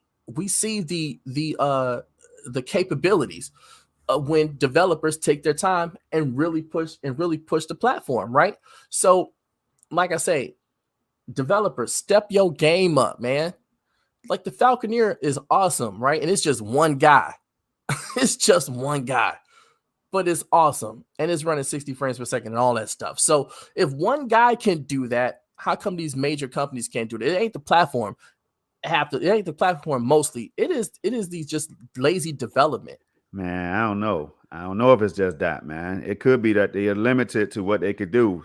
Stadia could be limited to what they could stream at a high level. You know what I'm saying? They could be limited to what they could stream at a high level, which is why we get low textures in PUBG and stuff, man. Like, for example, so these things are all things that people think about. We just talk about them here. That's all. Yeah. We talk about them. And here. Look. I'm not negating what other people said about that, right? I'm just giving my perspective like we all are. You know what I'm saying? Yep. But the thing is, we can do this without the canoe talk. And that's the difference between, you know, being here, you know, coming here watching our podcast, as opposed to, you know, watching other places where, you know, it's all about just shitting on the company and shitting on the platform. You know, sorry for the language, but I'm just saying, you know, we can sit there and be critical, and we can sit there and, you know, stuff like that, and just say whatever needs to be said, you know, and still be in support of the platform and not sound like we just in the canoe and, you know, all that dumb stuff. So with that being said, I think it's time to wrap up, right? Yeah, we're gonna wrap it up. But I tell you what, man, damn, we should have got into this one a little earlier, because boy. Woo! And so anyway, y'all, we're gonna wrap it up because, again, it's almost kickoff. So we appreciate each and everybody that stopped through. Hopefully I got a chance to highlight your comments and everything, man. Yeah, I just got to tell y'all in the podcast real soon, man. I love this platform. Anders called us out too, Red. Called me out, said next weekend, Stormy outlook would be different. And you're absolutely positively right, because I don't know what the hell I want to do from 1 month to the next, Anders. I don't know if I want to play over here or somewhere else. And that's what I'm saying right now. I don't want that Storm to is continue. consistent. I want Stadia to be the place that I play, because I love the way it performs. I love the fact that I can play anywhere and however I play on a desktop PC. And we want everybody involved with it to be taking advantage of it. I feel like I'm being a pioneer in this whole cloud gaming movement, new technology. The gaming industry is not staying stale and stagnant, right? They're trying to evolve to something greater. And when some people want it to be held back, I have a problem with those people. Hey, man. Like anyway, so that's how I feel about it. We here because we want the thing to push forward. We always want that. That's why we're gamers, right? That's it, man. But we gotta stop pointing the fingers at the 60 FPS gamers who want that greatness. You know what I'm saying? Stop saying, no, man, temper your expectations. Stop doing that. I'll be fine.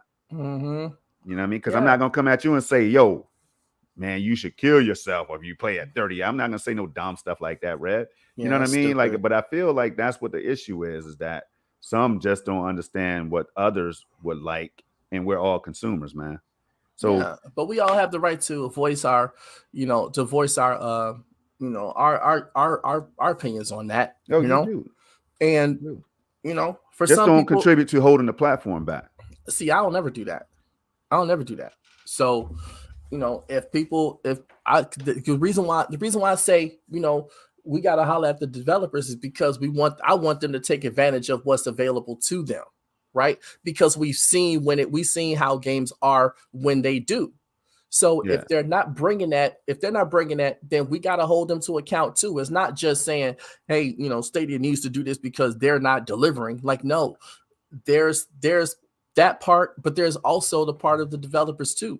So we got to hold their feet to the fire as just as well as the platform, because you don't see people saying, hey, let's you know, this game runs crap on PlayStation, so we gotta, you know, Sony needs to step their game up. No. Once the hardware is set, there's nothing that they could do to change that unless they come up with a new system, right? But you know, if the game runs like crap on their system, then who do they get mad at? They get mad at the developers. So why is that not the same standard, you know, when it comes here?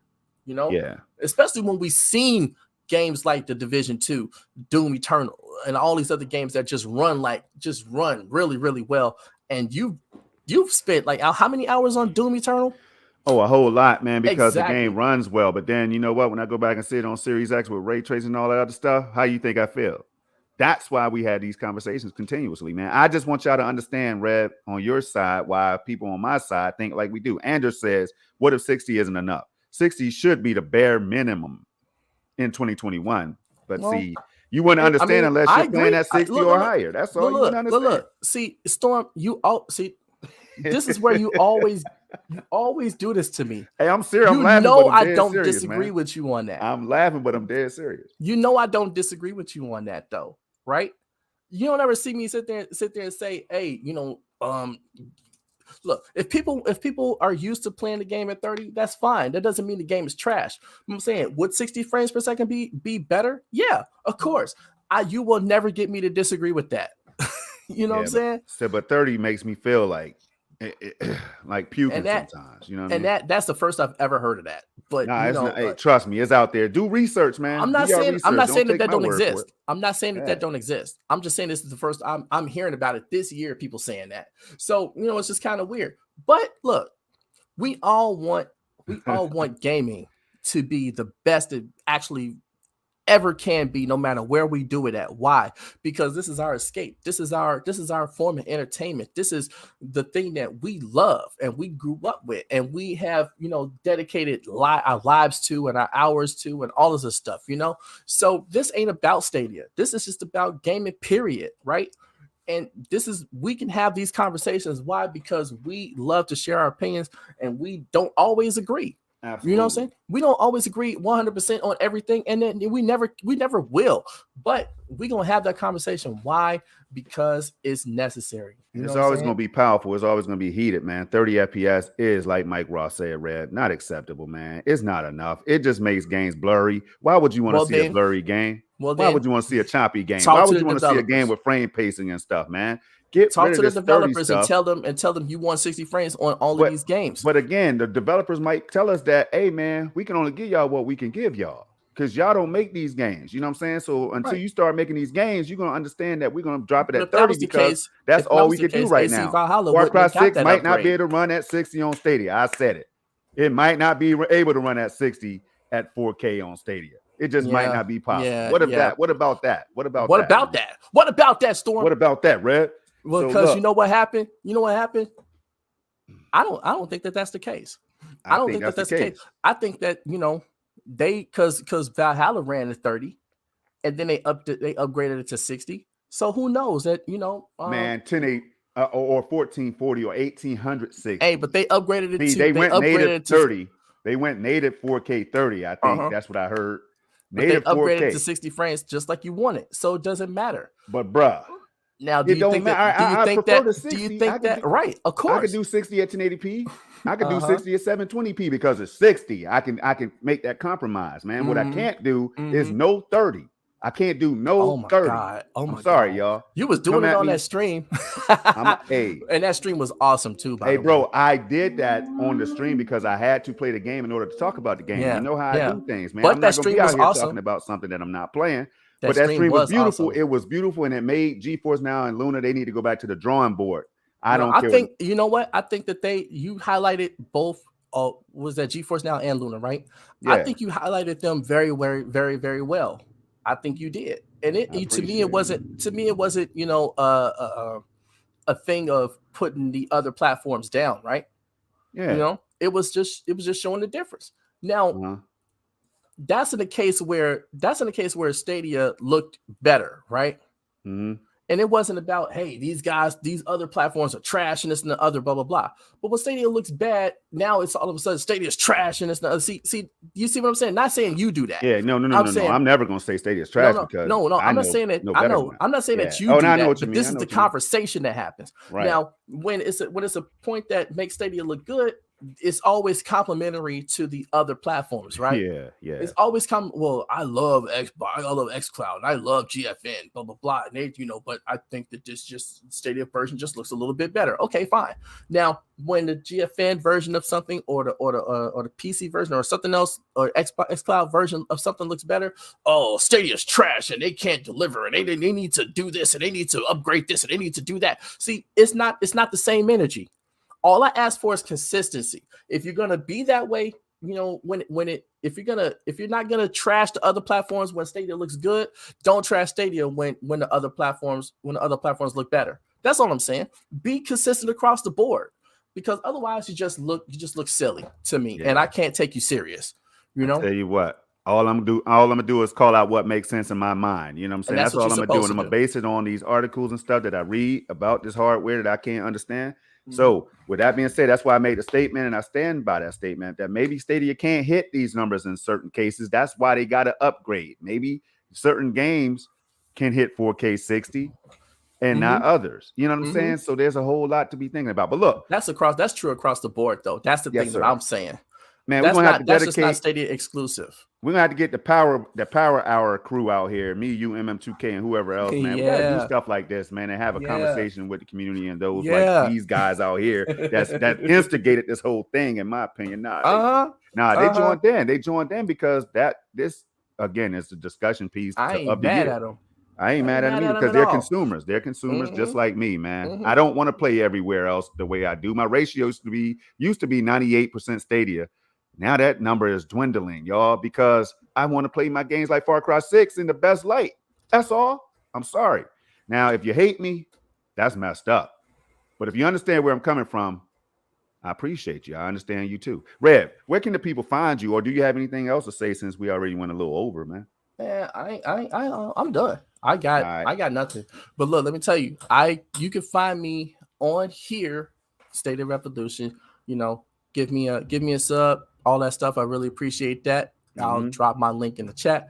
And as always, it's a fun conversation to have with you guys. We're here every week, you know, either on this channel or my channel. You can find me on Twitter, being blocked by everybody, on at sfounder2019. So you can find me there, add me, and then block me too. So the only dude that says block me too. I'm a jerk. I swear to God sometimes. But yeah, this is where you can find me, and I do now back to doing content, videos, so you guys can give a go and give a view and like and all of that stuff. I would really appreciate it. All right. With that being said, we are not anti-Stadia. We love Stadia. If you don't know this, go check out our content. Please check out my man. Please don't just judge. Go check us out. Yeah, go check us out. See what we do out here. So we're far from the canoe, man. I can't fit in the canoe. You know what I mean? So here's the deal, y'all. With that being said, 3 things I need y'all to do is keep it safe, keep it gaming, and keep it positive, right? I mean, Dan, did I say it backwards, Red? No, you got it. Keep it safe, keep it positive, and keep it gaming. That's what I meant to say. Now, look. You can find me right here. Subscribe, hit that subscribe button, y'all. I'm on my way to 1,000. And when I hit that 1,000, I might unlock my numbers so y'all can see how many subs I'm at. You know what I mean? But the subs are not that important. What's important is getting these videos out here so people can say, damn, that looks smooth. Oh, man, Stadia plays like this? Oh, damn, I might sign up. For real? That's why I do this, y'all. Rev does the same thing with his videos, right? So listen, follow me on Twitter at the Nephophiliac. I showed it earlier. What does that mean, Storm? The 'Cause I don't think nephrophiliac means someone who loves clouds. I'm gonna show y'all one more time, right? Someone who loves clouds, and I love cloud gaming. Bang, bang, boogie. Here it is. The nephrophiliac. I looked up what someone who loves clouds. I looked that up, and that's what I came up with. The nephrophiliac, y'all. That's all what's right. up. So with that being said, man, we out of here. Peace. Later.